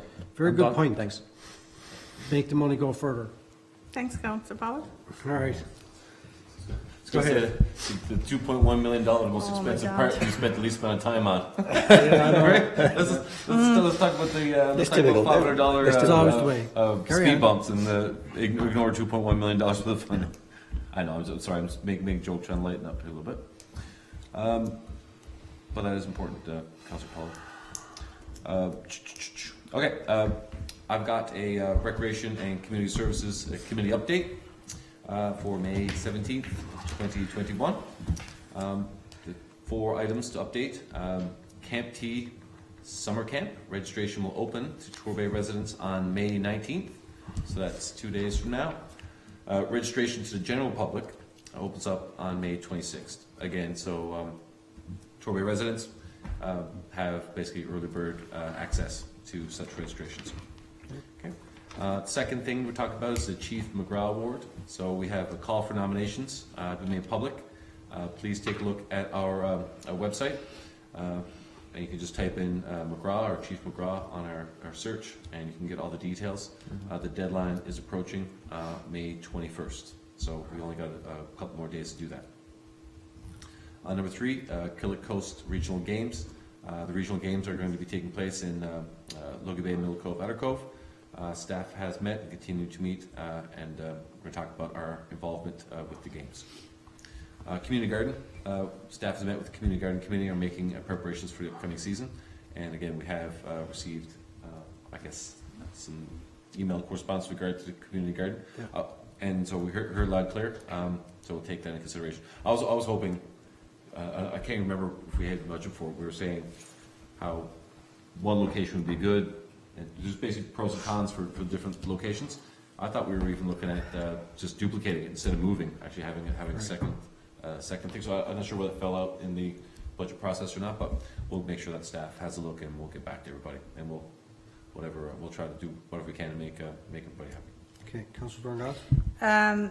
Just in relation to that, and when you said tonight about, I guess, where that letter would end up going, with some of the committees, there's a fine line, and I know Planning and Development, Julia has received, I guess, a grant from funding for Community Garden, and we were looking at, or I guess what had been talked about, and I think that there is a student or staff that come with it, that potentially looking over in Goss's Lane, so that's something that's been talked about for a while, relocating that one over there. But I know somewhere along the way, my memory serves me now, that there was that, and it was more of a bigger community garden that could be looked at, I guess, for the food banks and what have you, than what the community one is over here. Do you want to elaborate on that one, Julia? Because I'm sure Yes, so Councillor Glant knows about it. in the fall, we had applied for funding to go towards the Torbay Common area. And that particular funding has not come through. However, we were successful in partnering with the Conservation Corps and getting a green team. So there's a 4-member student team that are going to start, and they're recruiting for those students right now. At the end of June, well, really, they'd be in the town as of July, beginning of July. But the plan was always for the existing garden to remain where it is, because there was always, we understood, with recreation, that people really enjoyed and have finally established their beds there and all of that. So the plan was all at the Torbay Common area to actually then work with the food bank and the green team to kind of establish additional garden beds. And so it's really to be above and beyond, to kind of build on the kind of food first movement and work with people in need and to build upon the site and really further develop the site at the Torbay Common. And then the green team can also assist with the promotion of some of the wetland and conservation areas and do some outreach with area residents. Okay. Sounds good. So that you know that. All right. Thanks. That's it? Any other questions? That's it for me. All right. No notice. Oh, liaison committees. Like the Mayor's Congress, no update.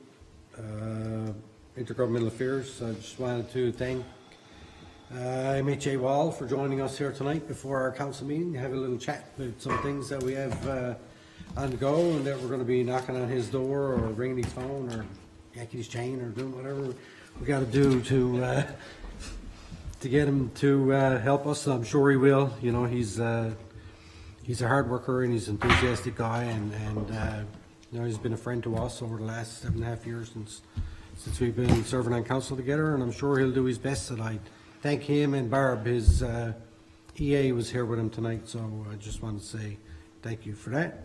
Just on that, Your Worship, if I can just say 1 second, the whole discussion around the water treatment, and I know we didn't get a response as to when we'll know when we're going to get a response to it, but I had a conversation with Councillor Thorngoss, and I have just mentioned, I've been passing at the meeting too, that if possible, if we were refused, and the timing is right now, if we knew one way or the other, could we channel some of our funding into that as well, right?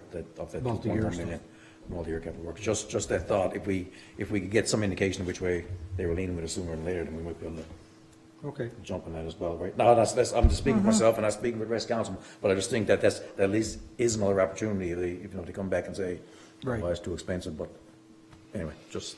No, I guess I think it'd be nice to know what the timing is going to be on announcement, if there is one, and whether that's going to be favourable or not favourable. I guess to your point and to Councillor Thorngoss's point about that multi-year capital works funding, the council has to identify what's our top priority.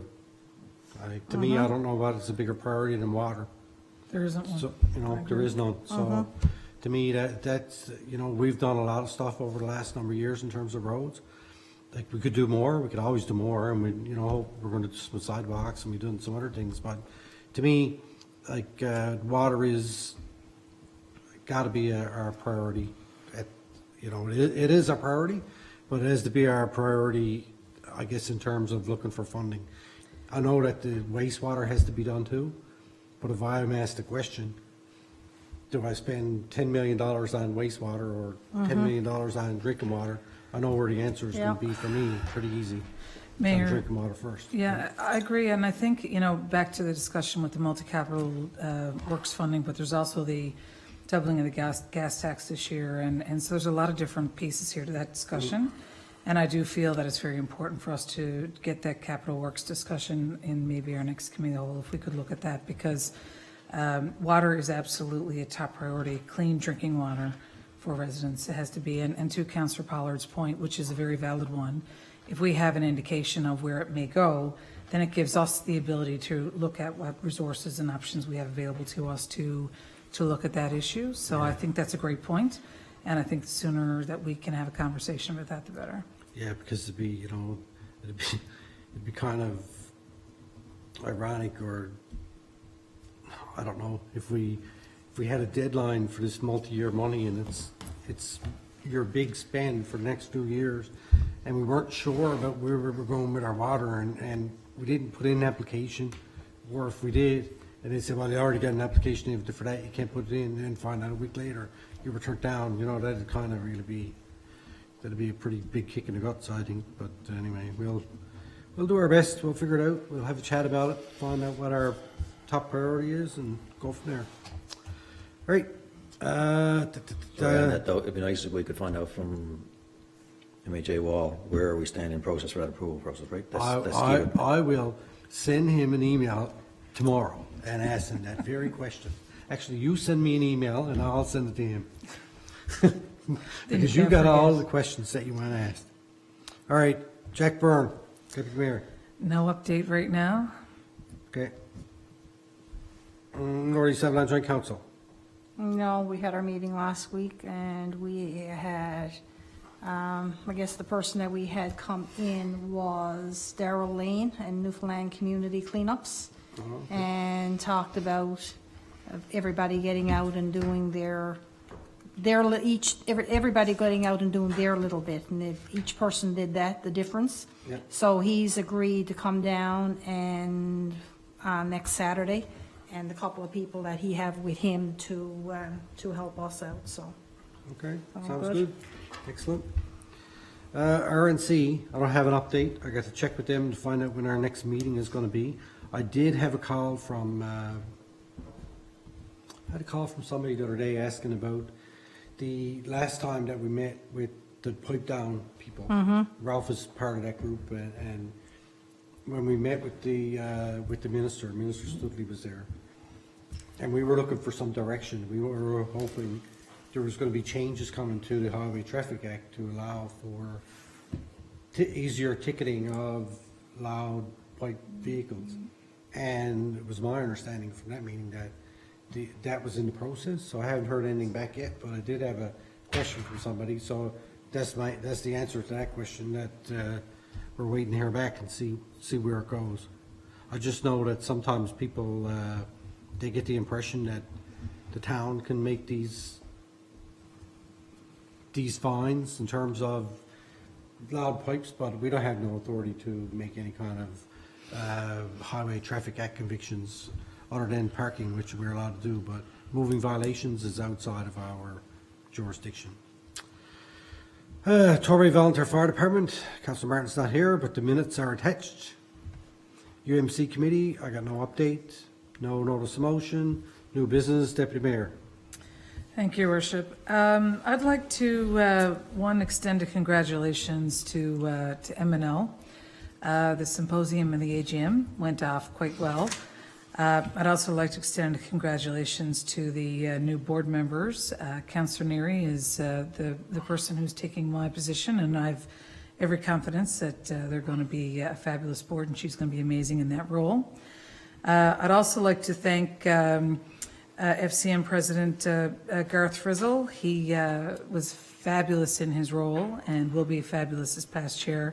And I'd like to congratulate Joanne in her being the person coming into the next role, the next president's role of FCM, sorry. I also want to thank the Torbay Lions. I know that there was a move afoot to get some trees for the town of Torbay, and I understand from an email that I saw the week that there's 100 trees coming to the town. So I look forward to us finding a space to plant those. That's again in line and fitting with our green, ways of wanting to make sure we're doing our best for the environment and our town. So I look forward to those recommendations. I'd also like to send out a thank you to Holly Coles. Holly is with the Eastern Joint Service Board and Council, and when I was sitting in the Avalon director seat for MNL, Holly was fabulous in helping me coordinate with the Southern Shore Joint Council, the Northeast Avalon Joint Council, and the Joint Council of Conception Bay North. And I just wanted to highlight the regional cooperation that happens, amongst the communities and the towns. And, you could see it in the AGM when Mayor and I were sitting there with our Radio Bay Roberts swag on, supporting our friends from Bay Roberts who are reaching out to us about, different initiatives for flowers in the community. And then looking at how the different towns come together and work as a collective. It's really good to see that coordination happen, and it's good to see that happening across the different councils and across the region. So just a few thank yous out to those guys and a few congratulations, and that's it for me. Thank you. Councillor Dorngas. No. Councillor Pollard. Yeah, I just wanted to say thanks. I think it's thanks goes to staff and especially in the times that we mentioned the HR issues that are going through. There's been a lot of pressure on the remaining few staff that we still have who are trying to pick up the slack, and everything is being fired across the way. So we understand that we know what constraints you're working under and appreciate the effort, and truly don't mean to burden anybody, just has got to reside somewhere. Unfortunately, we will eventually get to the other side of this, and we'll be much better than we were today. But in the meantime, a big thank you from me, and I really appreciate what effort you guys put in. Thanks. Thank you. Councillor Gland. And I certainly concur with what Councillor Pollard just said. Thank you, staff, again. Municipal Awareness Days, right? It's y'all's job, and it's our role here. We're just here renting these seats, basically, right? So, again, thanks for hanging tight on behalf of residents. But I just want to say a quick thanks, actually, to MHA Wall, who did come in. The mayor kind of mentioned this earlier, but it was really good to see him for the first time as official capacity. And again, like we talked about, doesn't matter what your color, your stripe, or your leanings politically. Again, I don't see the seats as we're not big P political, right? So we're all in this together, and look forward to working with them. And just the more I think we see of him around these chambers, it can only be better. So it'll be my advice for what it's worth. And thank you very much for coming and checking out our priorities. All right, thank you. I guess I just want to say congratulations first to Northeast Eagles. I'm not sure which team it was, but I know they just made a big donation to Beagle Paws, so that's a great charity, and it's the second year I know they made a push again for the Chevrolet Cup, and they fell a little short, but it's great to see our young people out there, in particular involved in hockey and other sports, contributing back to the community at large, and it's a great learning experience for those young people, and it's also a learning experience for us adults to see those children do those things, and it makes us want to be able to do them too. So I congratulate them for that and thank them for doing that. I just want to say thank you to staff and council in particular. I started a new job about 2 weeks and a day ago. It's been pretty hectic for me, trying to keep up on the day-to-day goings on, certainly with council and just my own life in general, trying to keep, as you said, this is our role and that's my job, but I'm finding my new job is a lot busier than what my old job used to be. And, it gets more and more difficult to well, certainly I can't dedicate the amount of time that I used to this like 24/7, but it's still a lot. And I'm always on top of what's going on, and anybody knows that sends me emails to get responses back pretty much right away. But I just want to thank you all guys for that. It's been a bit of a transition for me. And to Tony's point, when you talk about staff here at the town, a little bit of overturn right now. I mean, it happens. I just left the job I was at for 10 years to go into a new position. That when an opportunity arises and you take it, it opens a place for someone else, and renewal is not always necessarily bad. But anyway, I just want to say thank you, all you guys, for that. And question and answer. I know I got an email from Ann. 2. All right. Okay. All right. So this first one is a query for the public question and answer session today, and it's from, hopefully I'm going to get this name right. It's Luca Rojajan. And he's writing submit the below query. Okay, dear Mayor and Executive. I guess you're all executives now. Council, Executive. I'm new citizen to Torbay. I come all the way from attractive city of Marseille, France. Now, who said at the other meeting the other night that people don't come from away to live here in Torbay? I'm currently renting as I'm seeking a developer to develop a design-build project so I can relocate my family to Torbay. I'm inquiring if the town has a catalogue with trusted local contractors registered with the town. If so, is this something that can be displayed on your webpage? I also have a bachelor's in political science currently on hiatus. As I am isolating, I have been viewing some local, provincial, and municipal governance meetings as pastime. I'm observing your meetings this evening. Oh, Jesus. You had to pick this evening. You got a feisty one tonight. He had to pick this evening. Why couldn't you watch last week? As I'm isolating, I've been viewing municipal pastime. I'm observing your meetings this evening, and I'm curious if you hold your internal rules of procedure, governance, and process, or use Robert Rules of Order. I notice a member of your executive keep asking recurring questions and interrupting others, which appeared out of good decorum, resulting in a quite lengthy meeting process. When someone is out of continual order, have you written in your policy and asked governance member to vacate the council assembly? Does your executive do regular workshops to familiarize yourselves with applications, operating process? I wish to express my most sincere thanks. Luca Roje, Jean. I will say this, thank you for choosing to come live in Torbay. We can, I'm sure there's somebody around that can give you a heads up on a good local contractor. There are some contractors that are registered with the town, plumbing in particular, and I don't know about electricians. With regards to our meeting rules, we have our own meeting rules that we have adopted based on Robert Rules of Order. We try our best to follow them. Sometimes discussion gets a bit heated, and I, as a chair, I don't like to be too, I guess, quick to shut someone down. I like to give everybody an opportunity to speak, sometimes to my own detriment.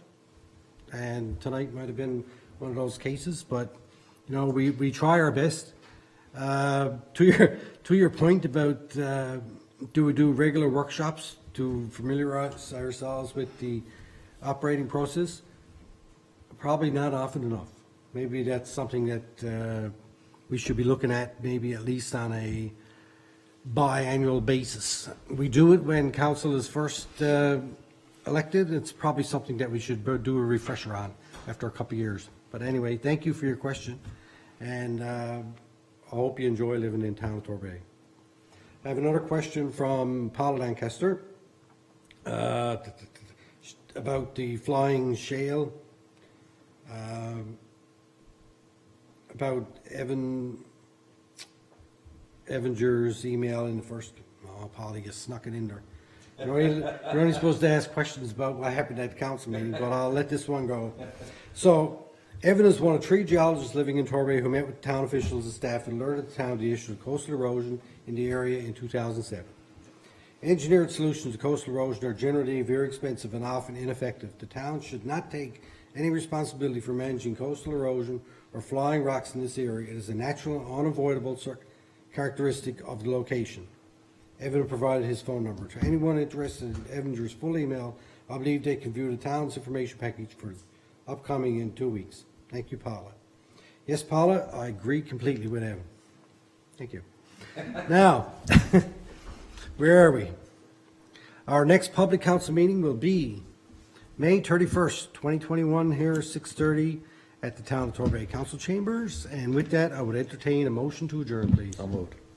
Moved and seconded. All in favor?